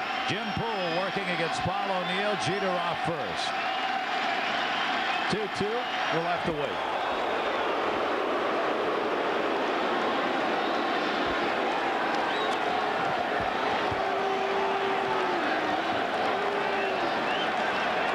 So Jeter now has seen 2 throws over the first, and both of them were very similar. It tells me that Poole does not have one of those Andy Pettitte trick moves over the first that is so successful in picking runners off. Runner not going 2-2. That one lashed to left field. Near the warning track back, and Giles makes the catch. He had that lined up all the way. That's why he's out there. He is a better defensive left fielder than David Justice. That's why Justice is DHing and Giles is out in left. Well, to play left field here at Yankee Stadium with all the room that you have to have a left fielder that has the skills of a center fielder, able to cover a lot of ground. And Giles back to the warning track. When that ball was first hit, I thought it had a chance to get over his head, but he ran it down, and that's a deep part of Yankee Stadium. Well, close to 400 feet in that direction. And a reaction of Paul O'Neill. You want to make a living in the majors, do what Jim Poole does. Throw left-handed and be able to throw strikes. That's all you got to do. And then you come in and get one guy out. And he did. And O'Neill was retired, and Jim Poole comes out of the game, and Paul Shuey will come on to replace Poole. Remains tied at 1-1. Just joining us, let's bring you up to date on how we got to this 1-1 affair. Well, the Indians actually scored first, and with 1 out, David Justice at the plate in the 4th inning. Hanging curveball, he jumps on it. Paul O'Neill thinks he has a chance, but he will not. This will give the Indians a 1-0 lead. The Yankees countered in the bottom of the 7th inning. A clutch 2-out double by Scott Brocious that scored Bernie Williams. And that tied the ball game at 1, and that's where we stand. 1-1 in the bottom of the 8th inning as Jim Poole faces one man but gets the job done. David Cone has gone the distance for the Yankees, walking 3, striking out 5. Nagy, the starter, great job for Cleveland. Reed, and now Poole and Shuey, the 4th Cleveland pitcher. While we have a moment, we were talking about the great history of the New York Yankees and all of the postseason appearances, successful ones in most cases, 34 American League pennants that they have won in their storied history, along with a clutch of world championships. Yeah, 23 times the Yankees have won the World Series. And there are the World Championships. 34 American League pennants. 143 wins, 95 losses, record all-time in postseason. The 23 World Championships represents the most that any team has won the World Series. And, of course, the 34 appearances, the same. Ush Buchner from Germany emailed us the question, wanting to know how many they had won. There's your answer, and thanks for joining us. And the 1962 champions pictured there. I saw Whitey Ford in the front row. Yeah, they beat the San Francisco Giants that year, 1962. And, of course, the latest championship for the Yankees, 1996, where they beat the Atlanta Braves. And everybody expects the Yankees and Braves to be the two teams back. There's Mickey Mantle, center of that picture. Whitey Ford, one of those memorial plaques here in the Memorial Park section of the outfield of the 75-year-old Yankee Stadium.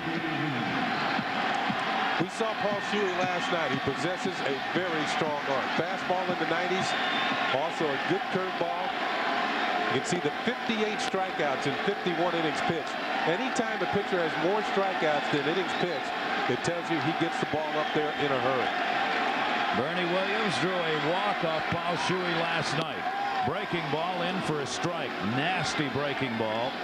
2 down. Runner at first. Game tied at 1 in the 8th. 28-year-old right-hander Paul Shuey. Jeter's on at first base. He drew the 1-out walk, and he's still there. Now with the right-hander in the game, Jeter is more apt to think about stealing, especially with 2 outs, to try and get himself into scoring position.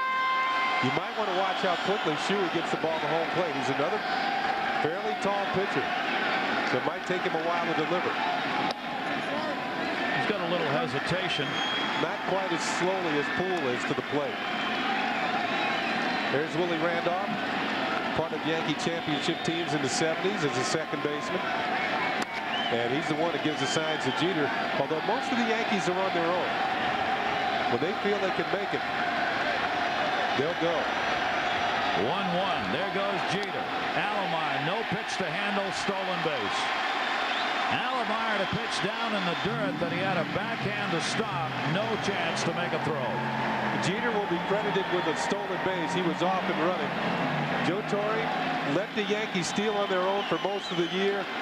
He said, I'm going to let them go until they start to abuse it and we start getting people thrown out. That really didn't happen. The Yankees finished second in the league behind the Toronto Blue Jays in stolen bases. As you said, Gary, not even a chance for Sandy Alomar to throw him down. So now Derek Jeter is in scoring position at second base. 2 stolen bases in the postseason for Jeter. 2-1 count. Bernie Williams and a timeout taken at the plate. Just a great baseball game filled with emotional moments and very tense moments here at Yankee Stadium. 1-1 in the 8th. Taken for ball 3. 3-1. And while we mentioned all the world championships for the Yankees, the Cleveland Indians have not won the world title in 50 years. They've been to the World Series 2 of the last 3 years, but they haven't won. 1948. Last time for the Indians, despite a very strong presence in the 90s. 3 ball, 1 strike count. Shuey checking Jeter. Williams, strike on the inside corner, 3-2.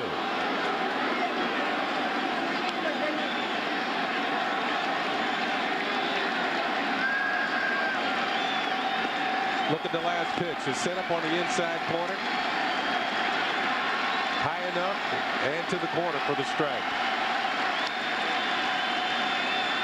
You know, you might wonder why hitters always get upset or pitchers get upset when they don't get a call, because the count usually dictates your success at the plate or on the mound.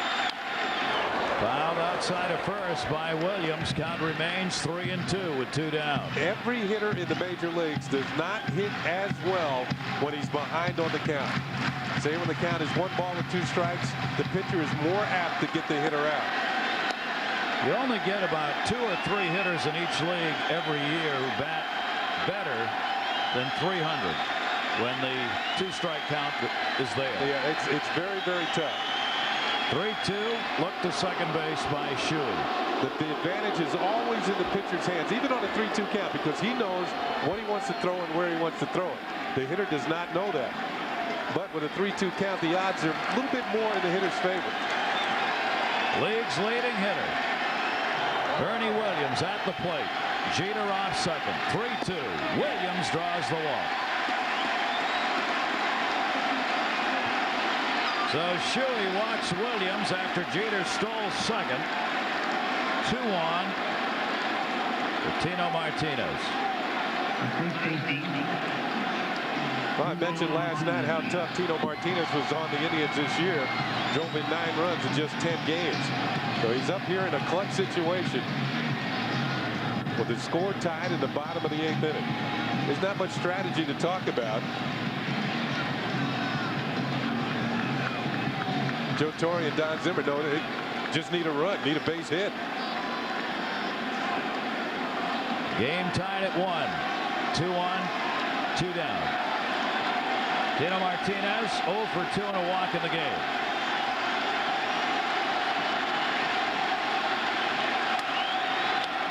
The off-speed pitch. Boy, he pulled a string on him, meaning he gave him a changeup and just barely nubbed that one off the end of the bat. Strike 1. Here's a look at the awkward swing by Tino Martinez. Good curveball with something taken off, as Gary said.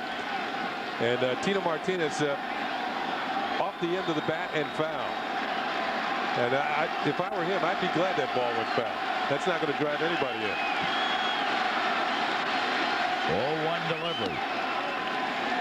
Shuey misses outside. 1 ball, 1 strike. Tino Martinez faced Shuey and struck out in the ball game last night. Tino 0 for 7 in this series. 1-1 delivery. Way up high. 2-1.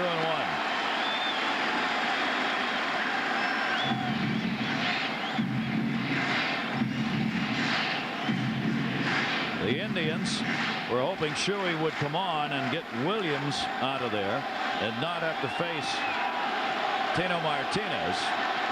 That didn't work. 2-1 delivery. 2-2. Get to this point, if you're a pitcher, you go with what brought you here. Whatever you do best, now's the time to do it. And Shuey has some good weapons, though, and once again a splitter that Tino Martinez swings over the top of. This guy has what they call, the scouts call, a plus arm, which means he throws the ball very hard. 2-2 delivery. Just missed outside. Fans oohing and awing on that one. 3-2. With 2 down, look at Hargrove complaining about the call. Yeah, he's wondering where all these strikes went that they got early in the ball game. Now all of a sudden, they aren't getting them. Neither side is getting them. The runners will be running on this pitch with 2 down. 3-2 count. Game tied at 1. And Shuey got him. Big strikeout. And Shuey comes on and retires the Yankees, who got 2 walks in the inning, but could not convert either of those into a run. Tried to 9-iron that one. Didn't work. 1-1. You buy MasterCard. Great to have you with us on a tremendous ball game being played here at Yankee Stadium in the Bronx, New York. Sundown here in New York City. Lights on at Yankee Stadium in a 1-1 game. 1-5-0 for each team as we go to the 9th inning. Paul Shuey with a big strikeout. Yes, he did. He struck out Tino Martinez, who chased a bad pitch in the dirt for the 3rd out and enabled Cleveland to keep this ball game tied as we head to the top half of the 9th inning. The Yankees have made a change. They bring their closer, Mariano Rivera. Rivera finished 7th in the league in saves. Those 54 games he pitched in, he was 36 for 41 in save opportunities. He replaces David Cone, who had a great start. 1 run, 5 hits in 8 innings. David Cone walked 3, struck out 5. Both starters non-decision, Cone and Nagy, in this game. And Jim Thome trying to put Cleveland on top with one swing of the bat. Well, when Rivera comes to the ball game, you're going to see heat and then more of it. Also has a cut fastball that is very effective. And that looked like it ran in on the hands of Jim Thome with something on it. Thome takes the fastball inside. He has struck out 3 times, called out on all 3 occasions in this game. Well, we showed the hockey players in attendance earlier. He's got the hat trick. How about the golden sombrero? Oh man, you don't want that. That's 4 in a game. 4 strikeouts in a game, into the glove. Rivera with a big smile on a line drive that was, hey, look what I got. The one thing the Yankees get when Mariano Rivera comes in the ballgame, he is an excellent fielder of his position. Quickness with the hands, quickness with the feet. Goes back to his days in Panama when he was a soccer player as well as a pitcher. And the quickness of the hands in evidence there as he catches this line drive off the bat of Jim Thome. Hey, I've got it right here. No problem. Rivera making his 4th postseason appearance, has given up only 1 hit in 3 1/3 innings. 1 down, nobody on. Top of the 9th inning. And Travis Fryman fouls it off, strike 1, 1 for 3 with a single in the ball game. Struggling in the postseason. He's had only 3 hits in his last 20 at-bats, in the 20 at-bats he's had in postseason play. Justice's home run, the only run up there for Cleveland. The RBI double by Scott Brocious in the 7th inning for the Yankees. Justice now with 2 postseason home runs. Also has added a single, 2 of the 5 hits today. Thome thought he had one, but Rivera said no. Chop foul outside of 3rd. 1 ball, 2 strikes on Fryman. Another thing that the Yankees get when Rivera comes into a ball game, he throws strikes. He's only walked 17 men during the regular season. That's awesome. Here's the Indians box score. You see Justice, the only one with a multiple hit game going, 2 for 3 with the home run. Fryman 2 for 8 lifetime against Rivera. Fouls it off again. Remains at a ball and 2 strikes. Yankees won the regular season series against the Indians 7-4, winning 4 of the 5 games played here in New York. Cleveland will have their game 3 on their home turf. We'll be there Friday, 8 o'clock Eastern time for that game. Question is, will it be 2-0 Yankees or 1-1?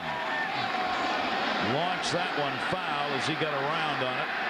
Stays at a ball and 2 strikes. I mentioned Fryman's very quick on pitches on the inner half, and he pulls that one foul. Got good wood on it.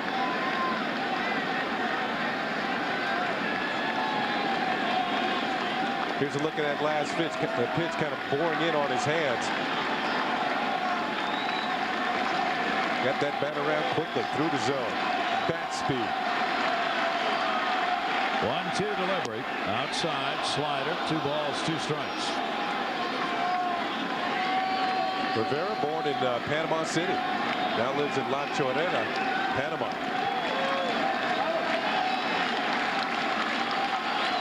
Key member of this Yankees bullpen, which was #1 in the American League.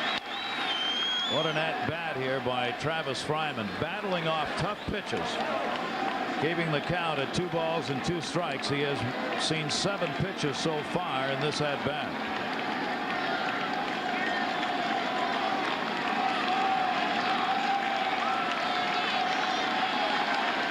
Yankee pitchers have continued to pitch just spectacularly here in the postseason. 1 run in this game, 4 runs in 5 postseason games off Yankee pitchers. 2 balls, 2 strikes on the 8th pitch thrown to him. Yeah, Fryman stayed alive by fouling that pitch off. Rivera with the cut fastball also throws a slider, more pronounced break on it. But when I say a cut fastball, it's just a pitch that he holds a little off center, and as it comes to the plate, it just moves away from a right-handed hitter or in on a left-handed hitter.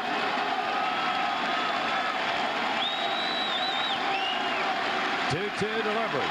And Fryman works the count to 3 balls and 2 strikes.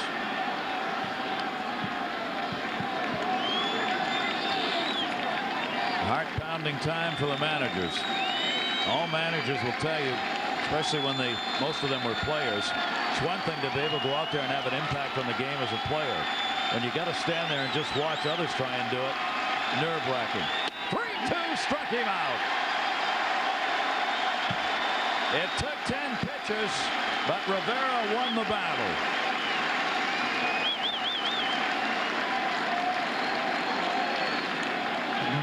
Mariano throws a fastball in the mid-90s, and usually his best stuff is a fastball right where you just saw this one.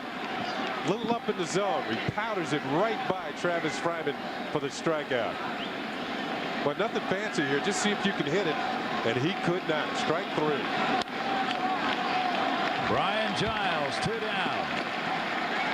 Nobody on. 9th inning. 1-1.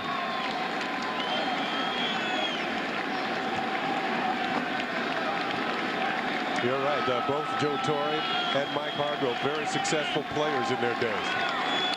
Now all they do is sit back and make decisions, but they got to watch an awful lot of baseball.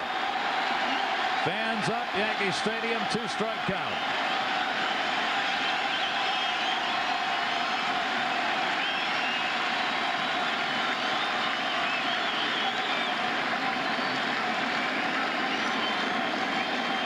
Giles has struck out once in this game, one of the 5 picked up by Cone. Sometimes you just can't bear to watch.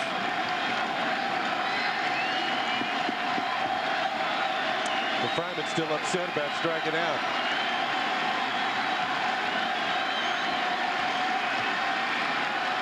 Oh, 2 delivery by Rivera. Foul back off the fists of Brian Giles. Remains a 2-strike count. With an off day tomorrow, a travel day to Cleveland, I believe that Joe Torre, if he had to, he would use Mariano Rivera for at least 2 innings. Rivera has done that 3 times during the regular season. He worked 2 innings. Torre's hoping he won't have to do it here, so the Yankees will have a shot to win this game in the bottom of the 9th.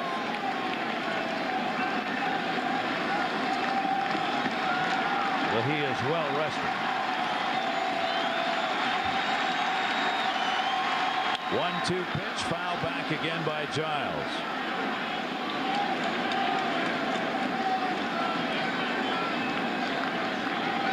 A chance for Alomar if Giles can keep the inning alive.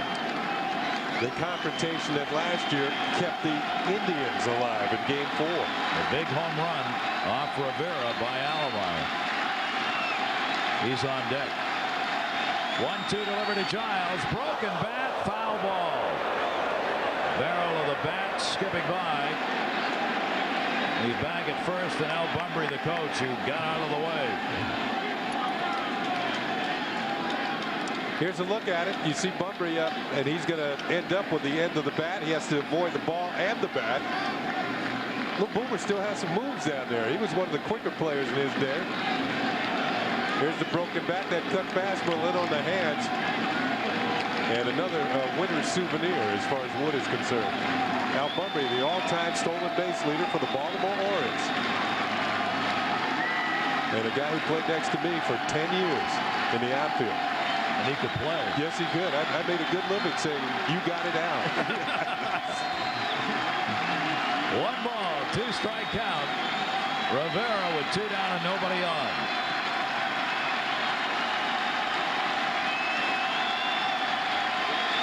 Giles fouls it off his foot.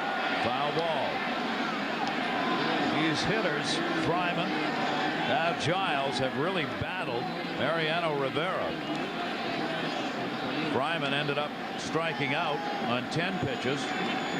7 have now been thrown to Giles. Now remember the pitch that Fryman struck out on the high fastball? After this last pitch was kind of lowered in and it was fouled off the foot, I believe this next one's going to be the high fastball. Try and put him away. There it is, but he fouled it back. See Ted Hendry, the home plate umpire, jumping away. Girardi going, it's okay, it's okay. Hendry thought that might have been a pop-up behind home plate and didn't want to get in Girardi's way. Girardi was like, no, I'm not going after that. You're okay. Now give me the next call. 1 ball, 2 strikes. Still.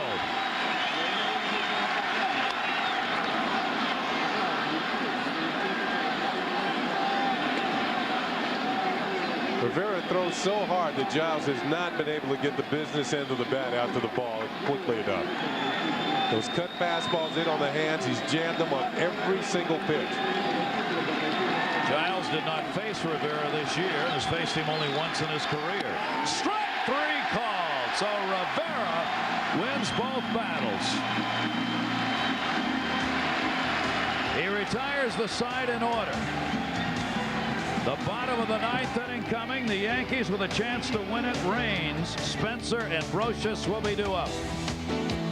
So this bottom of the 9th inning, Yankee Stadium. Yankees won 7-2 in game 1. 1-1 ball game. Paul Shuey will stay on the mound. Face 2 hitters in the 8th. Walking Williams, striking out Martinez. Just a couple of moments ago in between innings, Shane Spencer and Don Zimmer. Now, I don't know if they were talking about something defensively, that Shane Spencer will hit second in this inning. And some comforting thoughts from Don Zimmer. A veteran and the rookie. Yankees need 1 to win. Shuey, strike on the outside corner to Raines. Tim Raines has had one of those nights. He has struck out 3 times. Twice swinging. 0 for 5 in the series.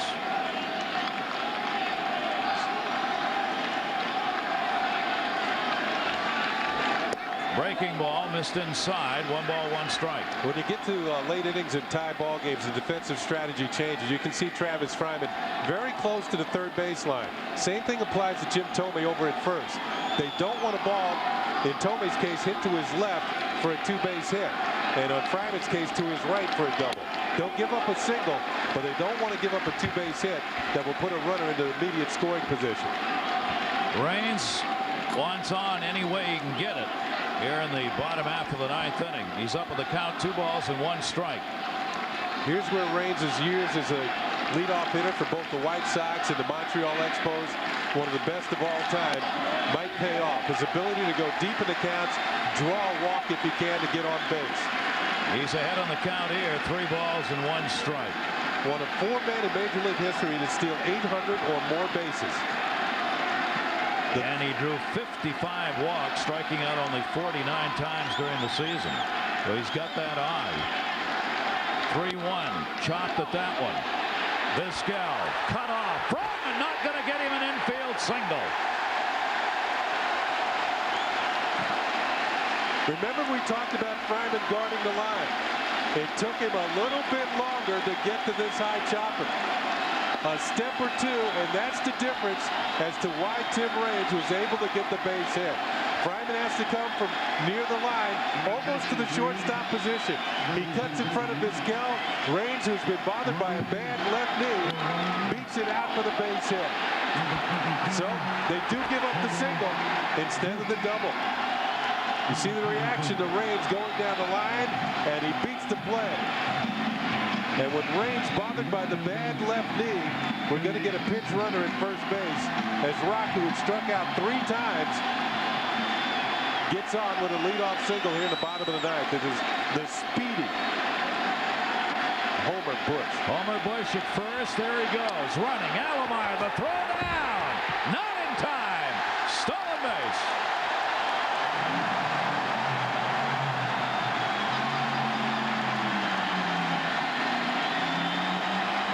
Well, you could say with him going on the first pitch, there was no beating around the bush, was there? He just took off and tried to steal second and made it. Nice reception of the ball by Vizquel, who had to dig it out of the dirt, then made the tag. Homer Bush. They were thinking about all season long, would Homer Bush make the postseason roster?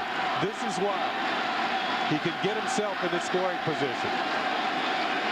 Close play at second base. I can't believe that Shuey did not throw over to first base at least once to get Bush evened up a little bit. But Hargrove, usually he makes the call on that. He will tell the catcher to tell the pitcher to throw over, and he didn't do it. Well, Shane Spencer's job, not the home run. A single will do the job here. 1 for 3 with a single for Shane Spencer. Winning run, potential winning run now at second base with nobody out.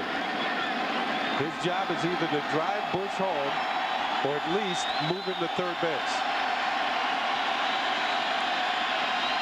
27 RBIs in 27 games for Spencer during the regular season. Big cut, 1 ball, 1 strike. Or 1 ball, 2 strikes, rather. Here's a look at the last pitch, and it's a split finger. Look at that thing move. Kind of dove right in on the hands of Shane Spencer over the top of the strike. He has 4 RBIs in the postseason. Shuey waiting for him to stand back in. Yankees 1 run away from taking a 2-0 lead in the series. Took a little bit off that one and struck him out. So Spencer retired. Shuey gets his second K of the game. Well, the thing about strikeouts here, the great equalizer for pitchers, because nobody advances on a strikeout. And Homer Bush is still at second base. This is key for Shuey to get this man out without the runner advancing, and he does. Again, a good split finger fastball. Kind of dives right in underneath the bat. They're not going to take a chance with Scott Brocious. Brocious, as we said, the best Yankee hitter in the regular season with runners in scoring position, already has an RBI double in this ball game. So they're going to put him on with first base open and 1 away. Girardi's the on-deck batter. Pretty respectful when the number 8 hitter in the lineup is given the intentional pass. Jorge Posada ready to come out to hit for Girardi. So Brocious, who drove in 98 runs during the regular season, will not get a chance. And Joe Thorne, forced by Mike Hargrove to make a move to take out Joe Girardi for Jorge Posada, who's been a better hitter this year and a good RBI man.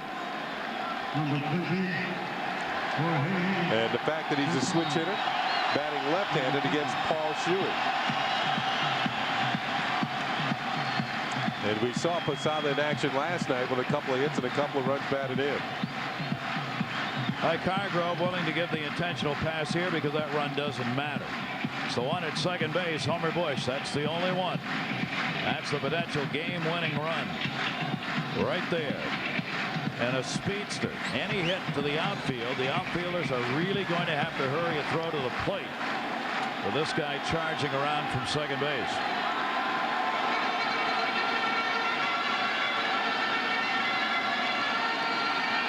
Jorge Posada. Fine numbers, part of this catching tandem with Girardi. Combined hit .271, third best in the league. 19 homers, third best in the league. 88 RBIs, third best in the league for the catching position. They combine for those numbers. 1 down, game on the line, breaking ball inside, ball 1.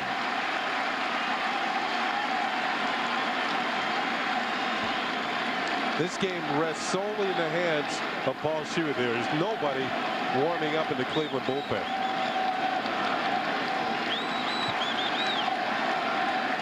Posada faced Shuey once this year, 0 for 1. That's all he's ever seen him.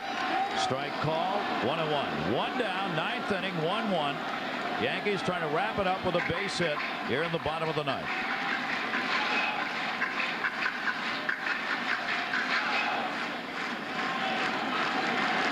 Andy Pettitte will be the starter in Cleveland for game 3. 1-1 pitch. Ground ball towards second base. Cora, this gal, and they turn 2. Paul Shuey with a great job for the Cleveland Indians. Sends this game into extra innings, and New York A team that led the American League with runners in scoring position can't buy one in this game. 1 for 13 for the Yankees. With runners in scoring position, we go to the 10th. 1-5-0 for Cleveland. Here's a double play that got the Indians out of the inning. A tailor-made ground ball to second. Nice flip to Vizquel, avoids the runner, throws the first. And the Indians send the game into extra innings as Paul Shuey for the second inning strands Yankees on base. 1-6-0 for the Yankees. Shuey with 2 big strikeouts so far. Now we mentioned Mariano Rivera working beyond the 3 outs, something he normally doesn't do. Did it 3 times during the regular season. So he's being asked to do it here as he goes into his second inning of relief work. Alomar, Cora, and Lofton will be due up against him here in the 10th inning. 1-1 ball game. Alomar last year. Let's go back to game 4 division series. He's up by a run. And a home run in the bottom of the 8th inning ties the score. The Indians went on to win that game. They won the next day, and they went to the World Series. Alomar takes that. 1 ball, 1 strike. It has been a while for Alomar as far as the long ball is concerned. Injuries that have bothered him all year long. His last home run on August 1st. He did not homer in his last 116 at bats. Fouls that one off down the line. A ball and 2 strikes, and he broke the bat. From Mariano Rivera's standpoint, he's saying a year late.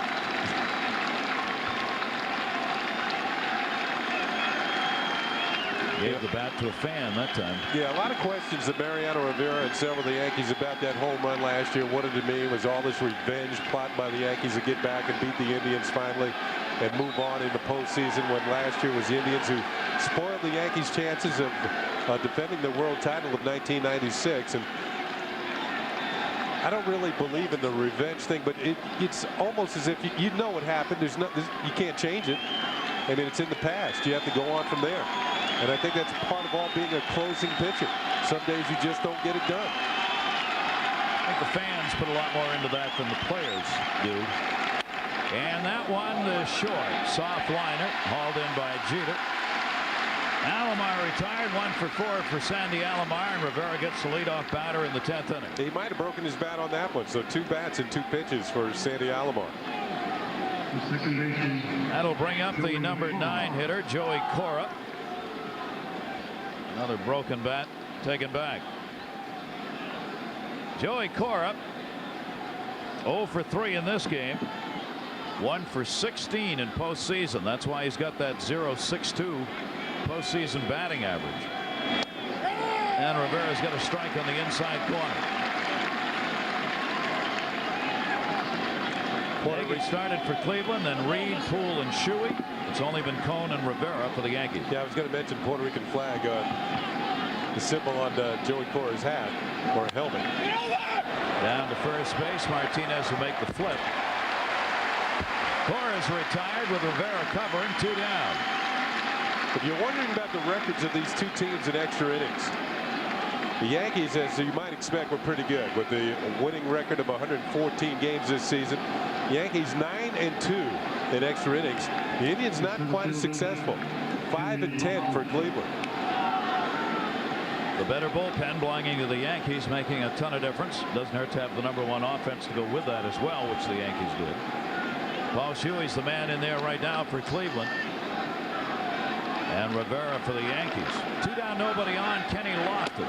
Fastball inside, ball 1. One of the reasons the Indians are struggling to score, Kenny Lofton has not been on base in this series. 0 for 8. Fouls it back. 1 ball, 1 strike. And the Yankees still expect him to at one time try and break out of this slump by laying down a bunt. Scott Brocious right in there on the grass to try and prevent the base hit. Because a base hit by Lofton is almost like a double. He can steal second. 1 ball, 1 strike count. Lofton, another broken bat. Jeter's got it in a great inning. Rivera sawing him off. Retires the side in order. All 6 batters faced by Rivera have been retired. Shuey will come back against those Yankees in the 10th. I'm in New York, and we welcome the Armed Forces Radio and Television Service, providing this American League Championship Series game to military forces and their families overseas via the American Forces Network. Proud to have you all with us. Welcome, everybody. 2 innings for Mariano Rivera. As we suspected, he will be out of the ball game if this game should continue with the Yankees not scoring here in the bottom of the 10th inning. So good job done by the Yankee closer. He retired all 6 batters that he faced. And Mike Stanton would be next. The left-hander is warming up in the pen. Yankees trying to wrap it up right here against Paul Shuey in the 10th inning. Knobloch 0 for 4, 1 for 9 in the series. A chopper to second base. Big hop, Cora, throw. Close but get it. Talking about those overseas, we had an email from Kathy Cott. She's at Ramstein Air Base in Germany, watching the game last night at 3:25 in the morning German time, and thanks for the email.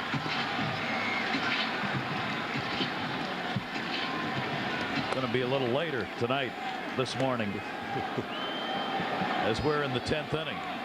7:30 in the evening here in New York. 1 down, nobody on. Derek Jeter got his hit a double in the first inning. Also has drawn a walk. He gets jammed, fouled off, and a 1-strike count.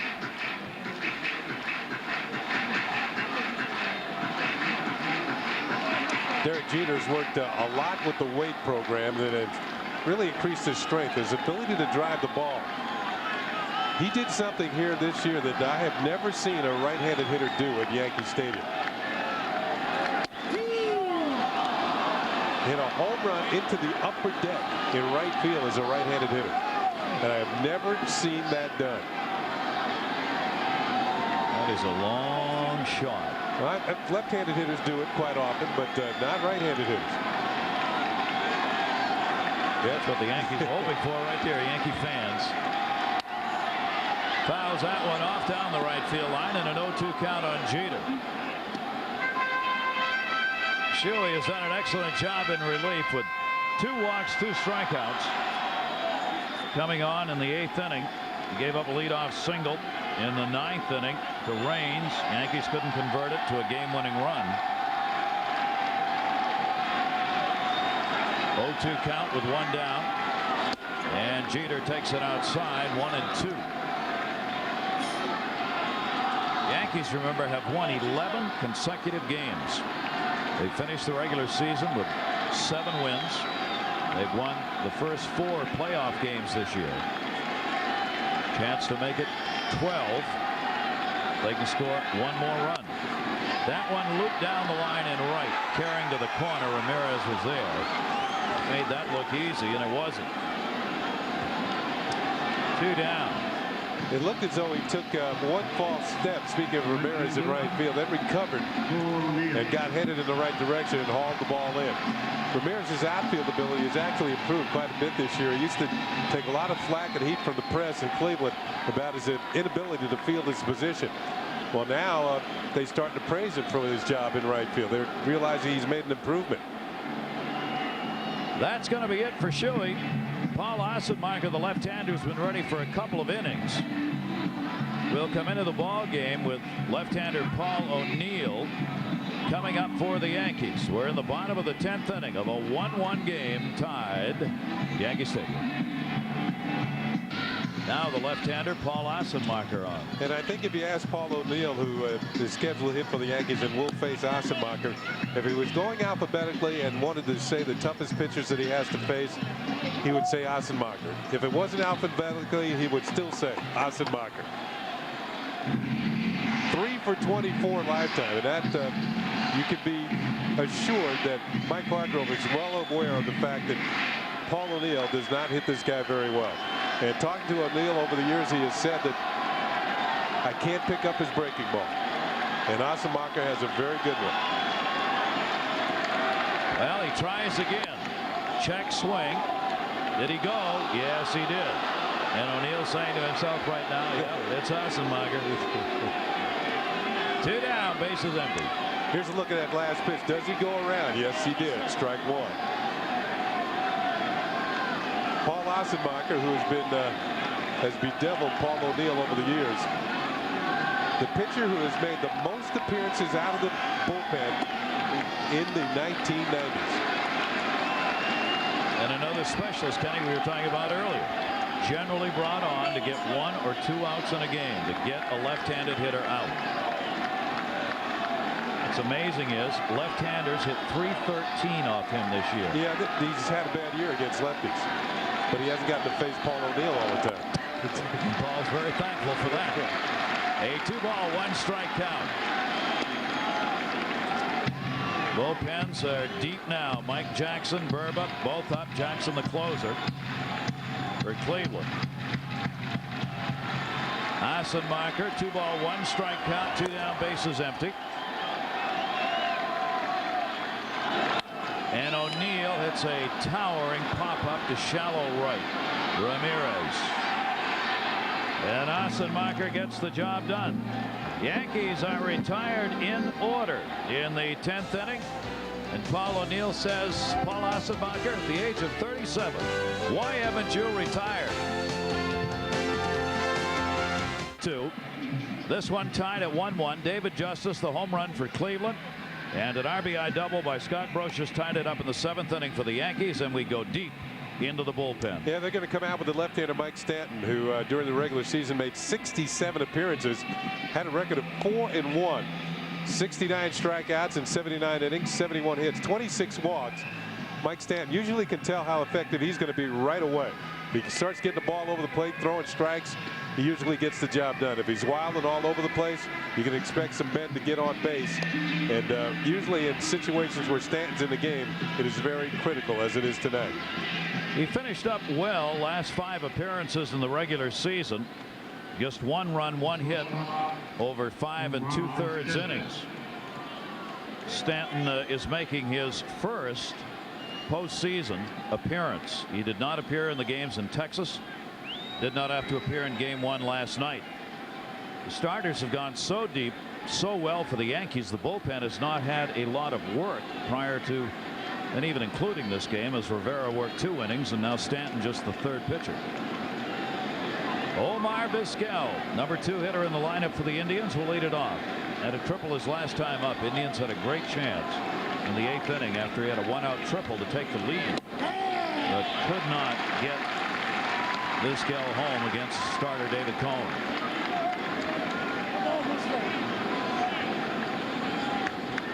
One strikeout. Vizquel 3 for 5 lifetime against Stanton, and the pitch is outside. 1-1.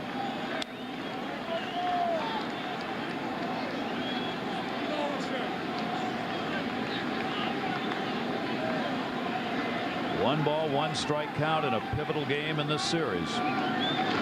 Foul that back. 1-2. Well, games at shortstop all-time postseason. Jeff Glauser, of course, with the Braves, now with the Cubs, active. 55 games. Phil Rizzuto 52. Bill Russell 49. Rafael Belliard 44. Mark Belanger 43. And Omar Vizquel 43. Pee Wee Reese of the Dodgers with 44 games at short. Omar Vizquel, 1-2 count. Stanton's delivery to him is down low for a ball. And it's 2-2. Vizquel, a .274 hitter off left-handed pitchers during the regular season, just trying to get on and get a go-ahead run here in the 11th inning. Mike Stanton's pitch, foul back again. 1-6-0 for the Yankees, 1-5-0 for the Indians. Yankees have stranded 9 base runners in this game. Indians had the bases loaded in the 4th inning and could not convert. That was potentially their biggest inning. Couldn't get it. David Wells, winning pitcher on the right, and Sandy Pettit, the next starter, on the left, watching the ball game. There he is. We'll be in Cleveland for the game on Friday night at 8 o'clock. Don't forget the Padres and the Braves go at it. Game 1 of the National League Championship Series in Atlanta tonight. About 15 minutes or so from now. Many of you will be seeing that game. American League tends to play long ball games. This one long for 2 reasons, because it's the American League and now it's extra innings. Fans might wonder why that happens, because their pitcher doesn't hit. The outs don't come as quickly. We've gone over 3.5 hours in this game. There is Jeff Nelson, the 6'7" right-hander warming up for the Yankees.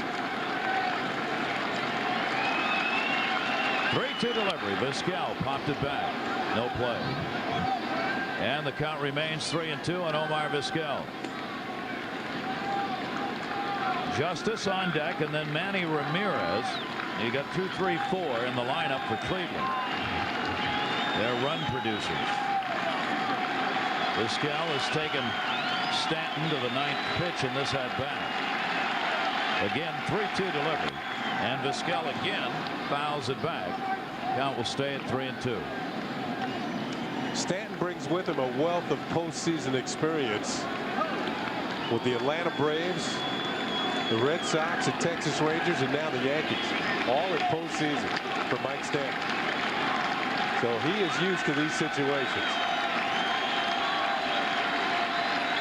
31-year-old left-hander delivers 3-2, and for the 3rd time on a full count. Omar Vizquel keeps his at-bat alive. When Lofton was out with injuries, Vizquel was moved up to the leadoff spot in the order, so he knows what it means to be getting on base as first man of an inning, trying to make something happen. Kenny Lofton, the leadoff spot now. 3-2 pitch. Spencer in left. 1 down.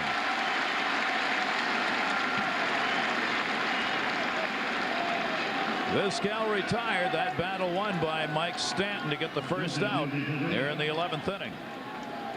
Designated hitter in the game, David Justice, delivered the only run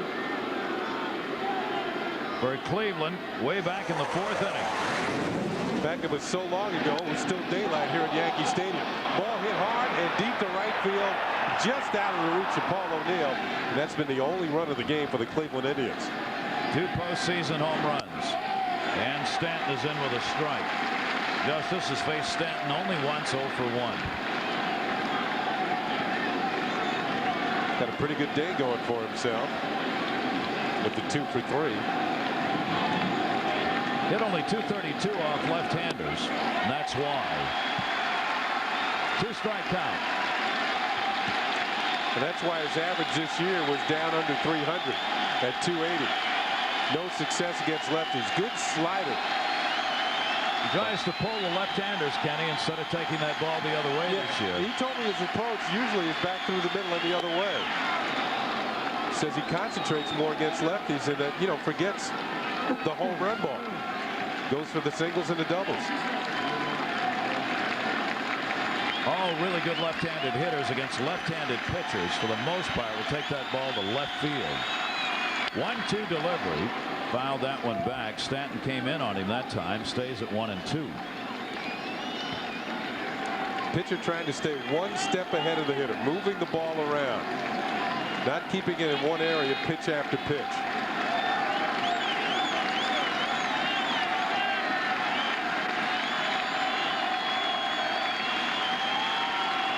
That man does that very well. David Wells just missed with that down low. 2 balls, 2 strikes. Stottlemyre, pitching coach, on the bullpen phone. Well, with Manny Ramirez coming up next, you would figure that Jeff Nelson would come in and pitch to him. Righty against righty, playing the percentages. Boy, he just barely stayed alive. Stanton set him up. Kenny was talking about that. Come inside on him, get him straightened up a bit so he doesn't lean over the plate, then put a pitch away from him again. And Justice just able to foul it off. Parting being a good hitter is being able to spoil the tough pitches, keep your at-bat going. Then maybe the pitcher will make a mistake and you can hit something hard. 2-2 delivery. Justice, the ground ball to second. Chuck Knobloch over to Martinez. 2 down.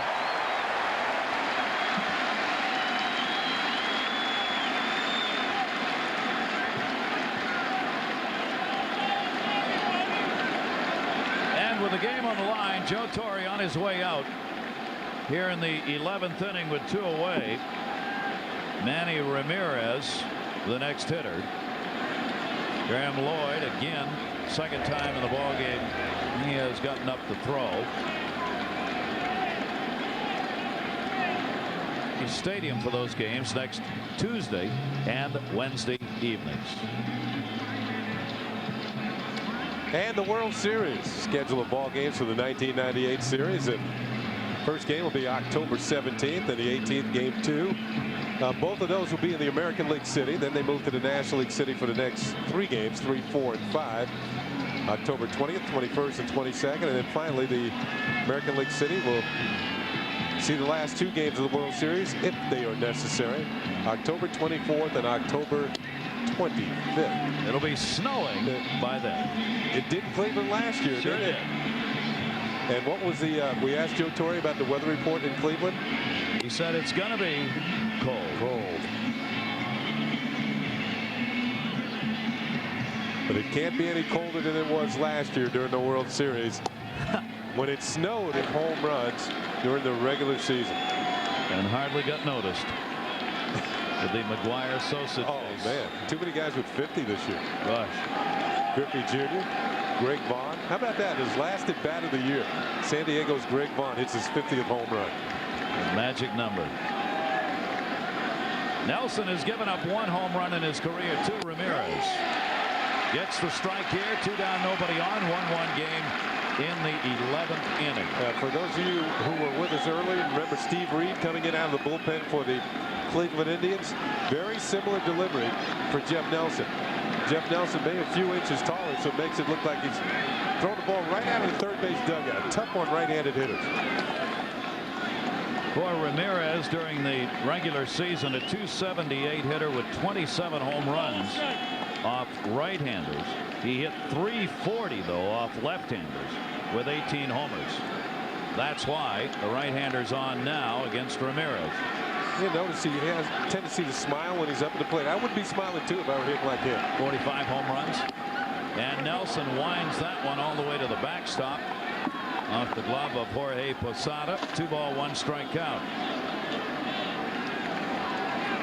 Yankees in 1-run ball games this year were 21-10, as you would expect for a team that won 114 games.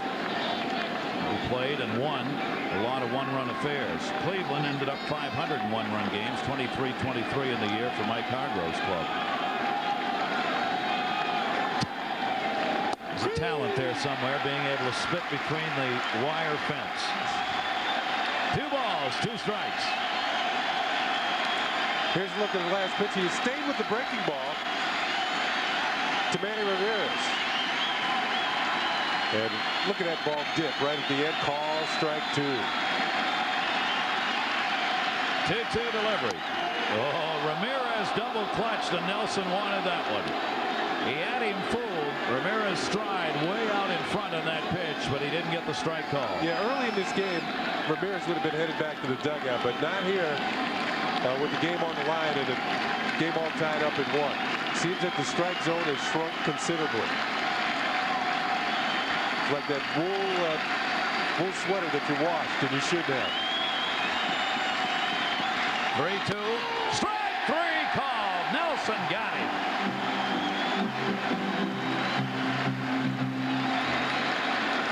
The game remains tied.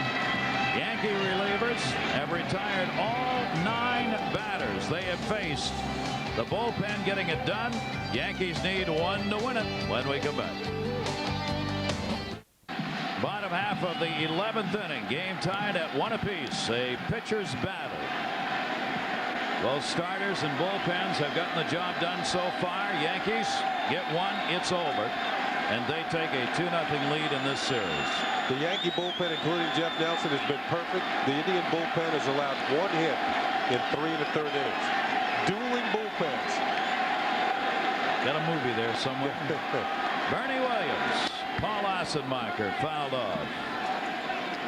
For those of you who are tuning in to see the National League Championship Series, our viewers in Latin America and the Pacific, we will be bringing the Padres National League Series immediately following this game. Gary Thorne Stadium for the finish of this game. 7-2 last night in game 1. Assenmacher's pitch, strike on the outside corner, 2-strike count on Bernie Williams. Williams, a .350 hitter this year off left-handers, including 9 home runs off southpaws.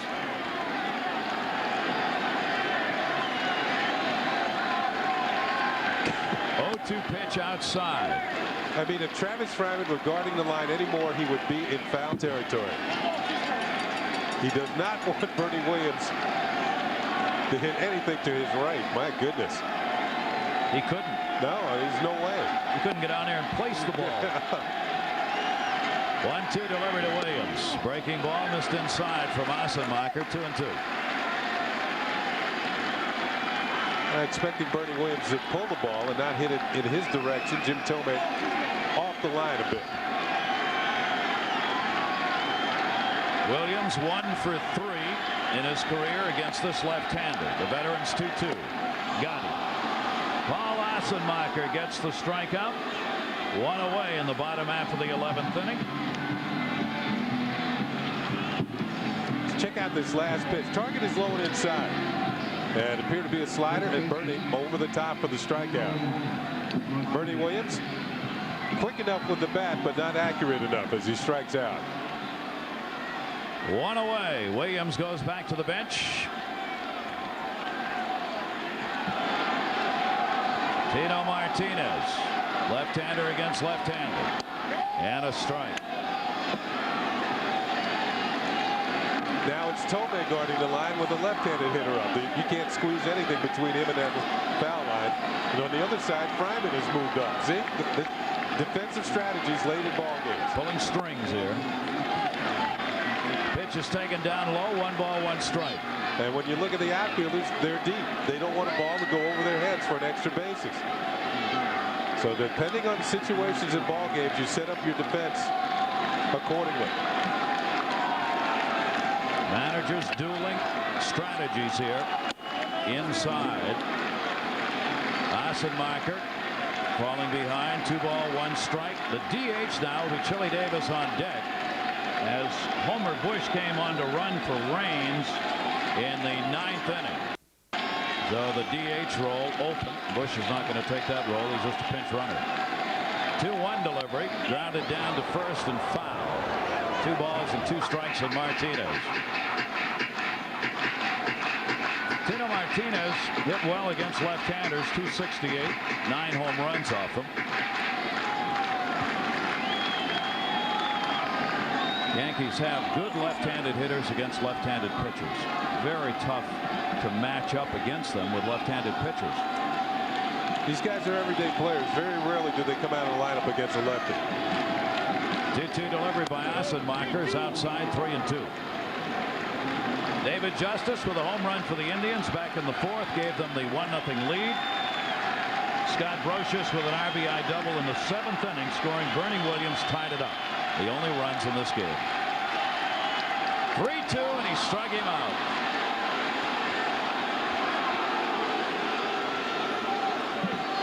Two down. Assenmacher's patented pitch for battling left-handed hitters over the years has been that sweeping slider, and he strikes out Tino Martinez. Here's a look at the last pitch. Didn't end up in the strike zone. Look how far away this is out of the zone, and Tino chases it and strikes out.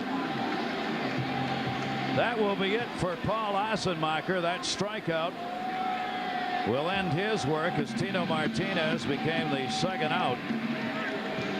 And Dave Burba will come on and be the 6th pitcher for the Cleveland Indians in this game, with Davis coming up in the designated hitter role. Assenmacher out of there, 2 strikeouts. Good job by Paul Assenmacher. That's what he gets paid to do, and he did it. Yeah, but the only thing with Chili Davis coming to the plate, he's a switch hitter. And I don't know if the Indians have been looking at what Chili Davis did since Dave Burba, right-handed, and a fastball down low, ball 1. You saw Burber's record of 15-10. He worked mainly as a starter for the Cleveland Indians this year. He was scheduled to be the opening day starter for the Cincinnati Reds. And about a day before the season started, they traded him to Cleveland. Here's the 1-0 delivery. And a base hit. Davis on first at bat with a single. Played in by Kenny Lofton. So a 2-out single in the 11th inning. And it will bring the rookie Spencer up. That Chili Davis pitch is supposed to be on the outer half of the plate. It's a little bit more towards the middle. Singles into center field. And Chili Davis with the base hit, but it looks like we're going to get a pinch runner for him. Chili does not run all that well getting to the latter stages of his career. But he does get puts the potential winning run aboard. The pinch runner on at first base, Ricky Leday, will run, representing the potential winning run in this ball game. Leday running at first.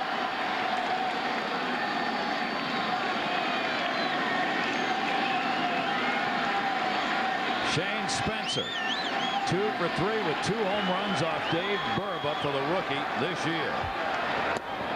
And the pitch is down low, ball 1.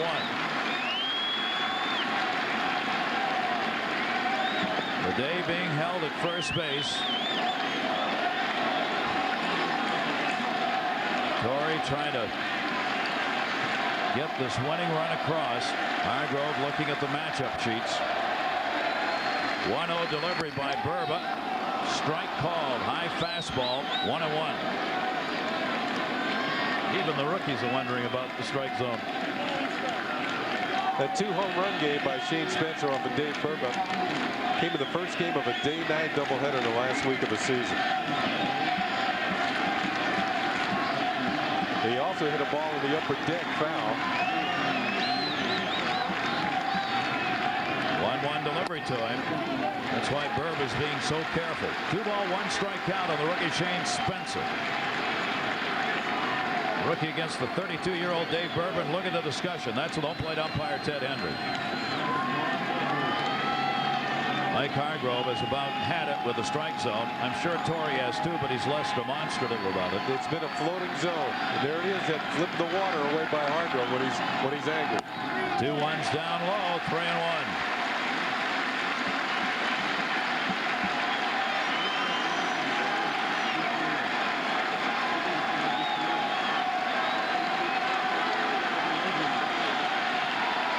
Three-ball, 1 strike count on Spencer. Runner at first base. 1-1 game. 3-1. Center field. Rainmaker. Lofton. That'll do it. No runs. Base hit. 1 left on. We have now completed 11, and Hendry and Hargrove will have a discussion between innings here about that strike zone. 1-1. Much may get some time in this game. He's one of them. Jim Thome leads it off for the Indians. Jeff Nelson worked to 1 hitter, got Ramirez in the 11th inning. Thome's had a frightful day. 3 strikeouts and a line drive out.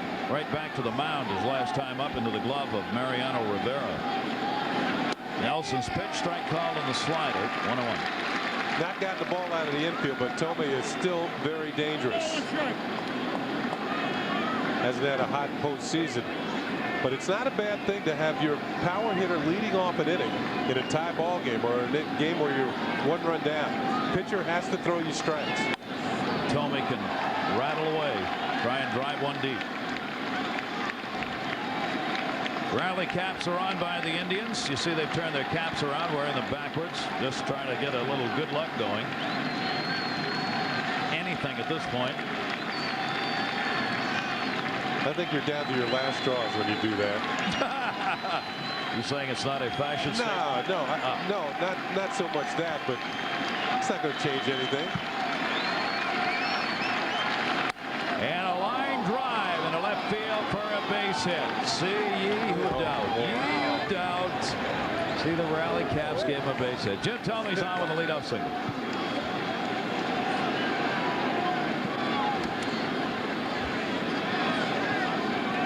Hit for the Indians. Down and away, Jim Thome, who hadn't got the ball out of the infield until this pitch. Singles into left field off the end of the bat over the head of Jeter. And they have a leadoff man on.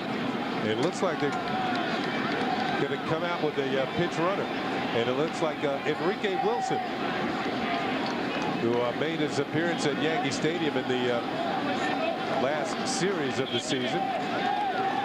And in fact, hit a grand slam off of Andy Pettitte to beat him. Jim Thome out, gets the 6th hit for Cleveland. Enrique Wilson at first, pitch running. Both managers trying to get one run, get a lead in this game. Not had a run scored since the 7th inning. We are in the 12th. This is the first lineup change that Mike Hargrove has made. So if we go any further in this game, he has more players to go to than Joe Torre does. Yankees are expecting the bunt from Travis Fryman.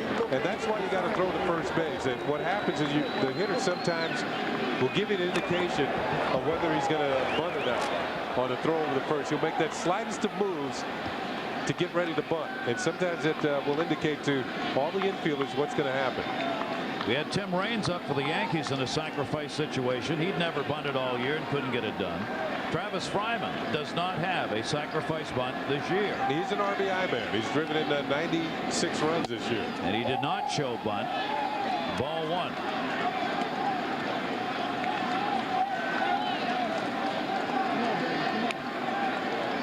Signs relayed. Positioning of the outfielders by the Yankees. Much straight away in the outfield, fairly deep on Travis Fryman. Wilson again back to first.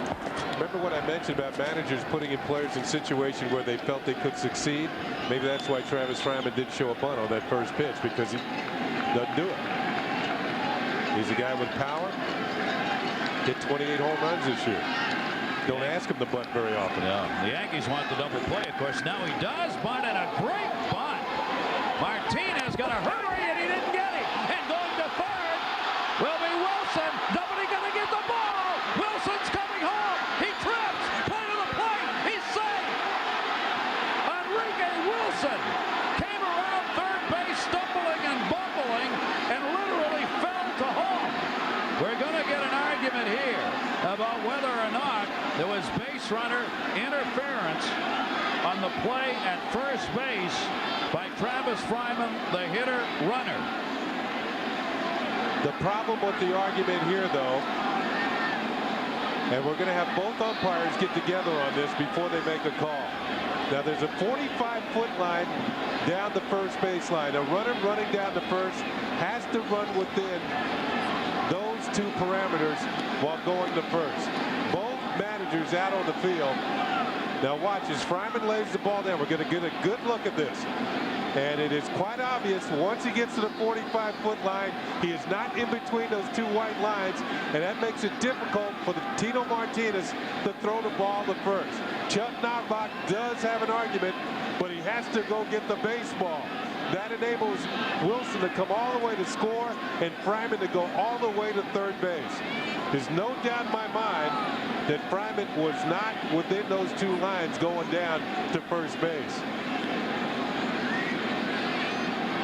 You saw Knobloch, when he was on first base, act as though the home plate umpire had already made an interference call. Ted Hendry did not make an interference call, the home plate umpire. And between home plate and first base, any action there, it's the call of the home plate umpire. The first base umpire takes over when the ball goes beyond first base. That's why Hendry is the key umpire, and he never signaled interference or the base runner going out of the path. And it looks like Joe Thorne can't believe what he just heard. Remember the 45-foot line. Halfway down the line, Fryman has to go to his right and run in between those two. He did not do it. The ball hits him in the back. Knobloch knows the rule. He knows that you have to be able to make an accurate throw. Watch the trip of Wilson coming around third. Looks like he's an Olympic swimmer, but instead, did he touch home plate? Well, they never tagged him, so that play's over. He scores. Cleveland has a 2-1 lead. A runner at third base, nobody out. And Brian Giles up. Joe Torre argued, but not much you can do about that. The umpires did confer, and those rally caps have worked. I do not know if Hendry saw the play or not. Maybe he's looking at the baseball and not the runner.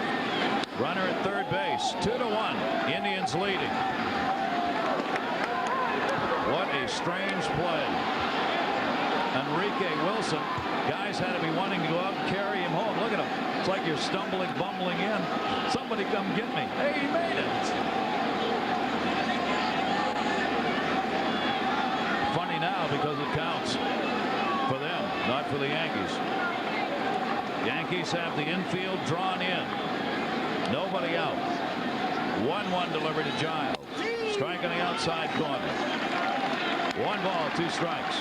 There will be a sacrifice credited on that play to Fryman.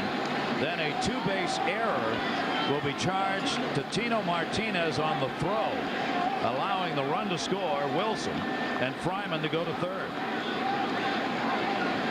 And this is a big run at third base. 1-2 delivery. Strike 3 called.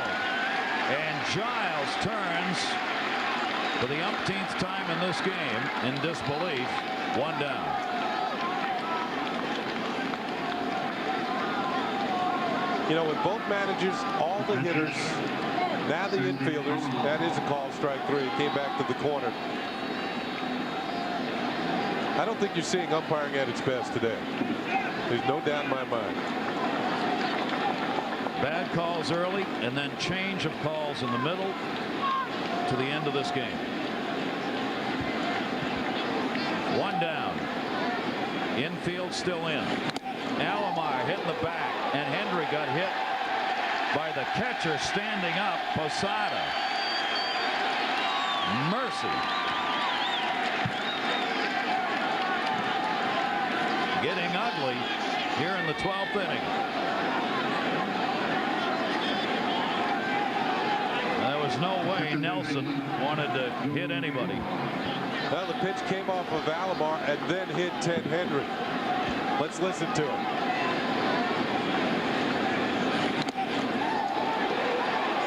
Two for the price of 1.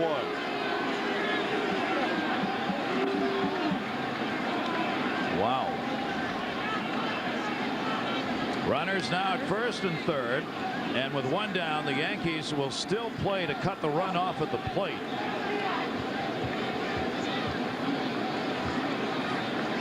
Rather than kind of play it halfway and think about getting 2. They can still possibly get the double play with the infield drawn in, obviously, but it's much tougher to turn because your fielders are out of position at short and second to make any play at second base.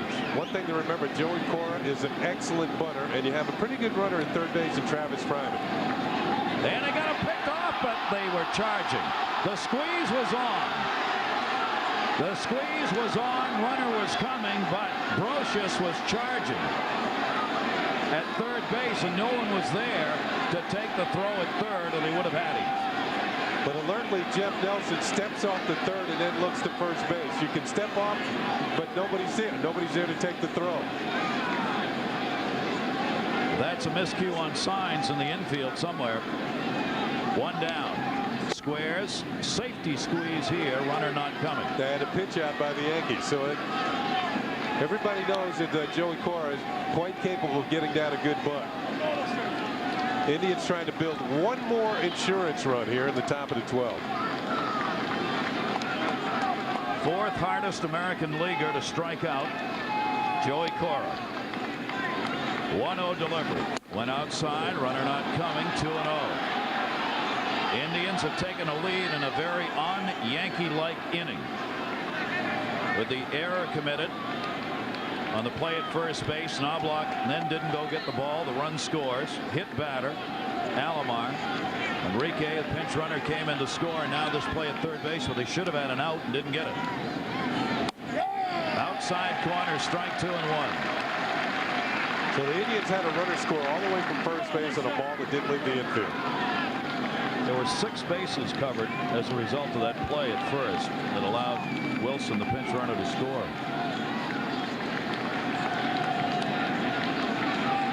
Two ball, 1 strike. Fake look to third, no throw.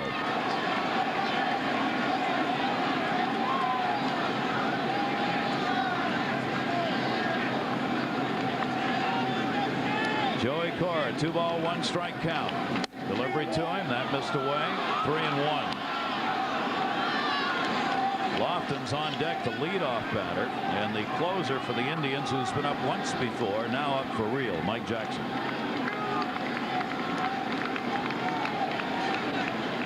What an inning. Only 1 away. 3-1 delivery. Walked him in the base. Kenny Lofton.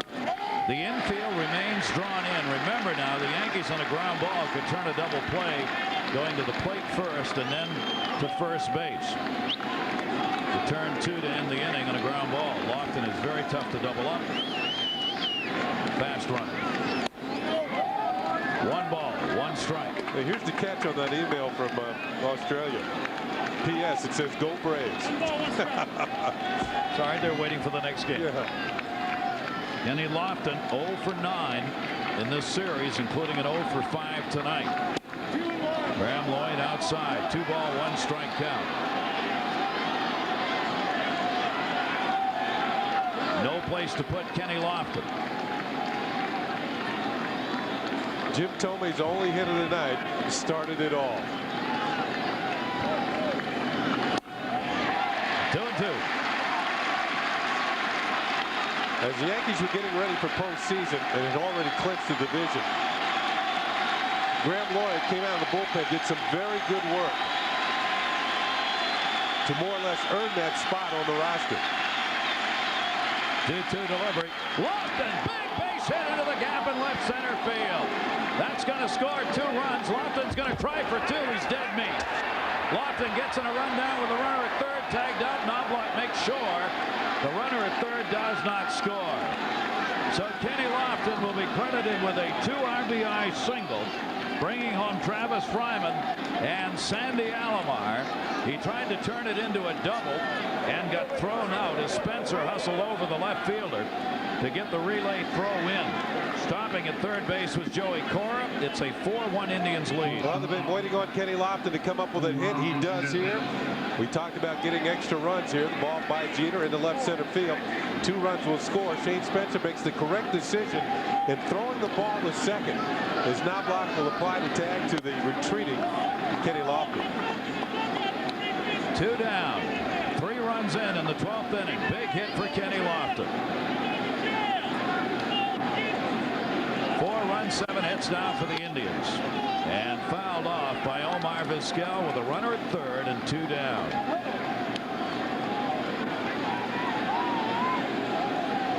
So Lloyd comes on.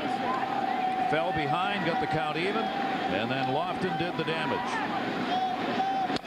A chopper back to Graham Lloyd, looking for the 3rd out, guns it over, and that will do it as Vizquel is retired. But the Cleveland Indians with a big break as Wilson came in to score the first run on a belly flop. They now have a 4-1 lead. Game. Well, we mentioned the fact that Paul Ossenmacher's made the most appearances in the 1990s. Here's a man who's number 2 on the list, Mike Jackson, a veteran. Been with several ball clubs, Cincinnati Reds. He's been with Seattle Mariners, San Francisco Giants. A lot of people felt that if he had stayed in Seattle, their bullpen problems might be over. But they continue to have them. And one reason is they didn't have enough money to pay Mike Jackson, and they traded him. And now he's taken over the role as the closer for the Cleveland Indians. He is the 7th pitcher to be used in this game. Scott Brocious takes the strike on the inside corner. Joey Cora out of the game. You saw Cora in the dugout, and Wilson stays in. Enrique Wilson at second base. Scott Brocious swung on and missed. Sexton is also in the game at first base for Jim Thome, who came out for a pinch runner. There he is. 4-1 lead for the Indians. 2 of the runs earned, 1 unearned in the 12th inning as a result of that error, the only error we've had in the game. Scott Brocious, an RBI double. The only RBI in this ball game for the Yankees. Well, what makes Mike Jackson so hard to hit for hitters like Brocious and the rest of the American League? He has one of the nastiest sliders in baseball. Hard, sharp breaking, breaks late. Also has a very good fastball. And he's not afraid to buzz the tower. And what I mean by that, he'll come high and inside with a fastball if he feels it's necessary. Brocious 3 for 10 against him in his career. Fouls it back. Count remains a ball and 2 strikes. Some kind of a ball game. Tino Martinez. The Yankees hoping to be able to come back here. That's Enrique Wilson, who took over at second base. Fine young prospect. His best position is shortstop. So he's not used to turning the double play as a second baseman. But the Indians have used him after being called up for the minors at second and at short. Indian fans are smiling here at Yankee Stadium. 1 ball, 2 strike count. Jackson, and he misses down low. Yankees obviously need base runners here in the bottom of the 12th inning. 2 ball, 2 strike count.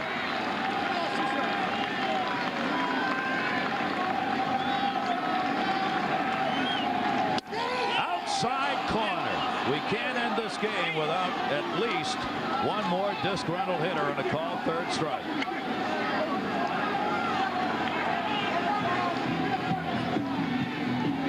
Well, what's one more? And Scott Brocious is called out on strikes. Here's a look at it. Yeah, he's got to be. Sometimes the camera angles might fool you, but that looked a little bit too far outside. That didn't fool anybody. 1 down. Jorge Posada. Posada it into a double play, only at bat. See David Wells shaking his head there. And Joe Girardi, the catcher next to him. Wells probably thinking, man, we were umpiring last night, I'd had a no-hitter. Grounded towards short. Vizquel, 2 down.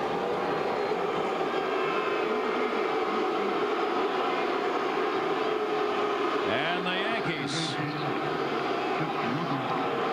have some upset fans in this game. Largely about the umpiring situation. On the other hand, he umpired for both teams. Yankees have gone only 1 for 13 with runners in scoring position in this game. They have stranded 10 base runners. Jackson trying to finish it off. He is in a save situation. 2 down, bases empty. Chuck Knobloch, leadoff batter. Had an 0 for 5 in the ball game, 1 for 10 in the series.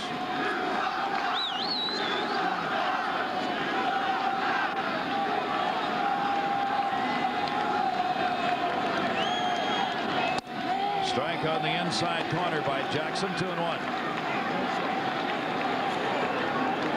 Well, the base hit given up by Grant Lloyd added fuel to the fire for the Indians. And maybe put a little bit more pressure on Andy Pettitte as they go to game 3 on Friday night in Cleveland. Andy Pettitte's had kind of an up and down year for the Yankees, due for a hot streak, and pitched well against the Texas Rangers in his previous postseason start.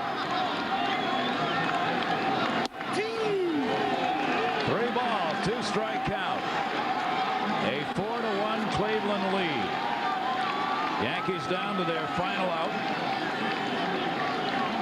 The bullpen, Cleveland, has done the job in this game. To third, off the glove, game stays alive. Travis Fryman back to get it. Chuck Knobloch on at first base. Ball is hit sharply, and it's a play that I think Fryman, if you ask him, he's going to say, I should have made it. And he's going to be charged with an error. Solid line drive, but off of his glove and continues on into left field. Knobloch thought he was out when he saw the ball going to Fryman, but he couldn't handle it, and that's going to be an error on the third baseman. So with 2 down, Yankees keep it alive. That's why all those runs scored in the 12th inning, the 3 matter.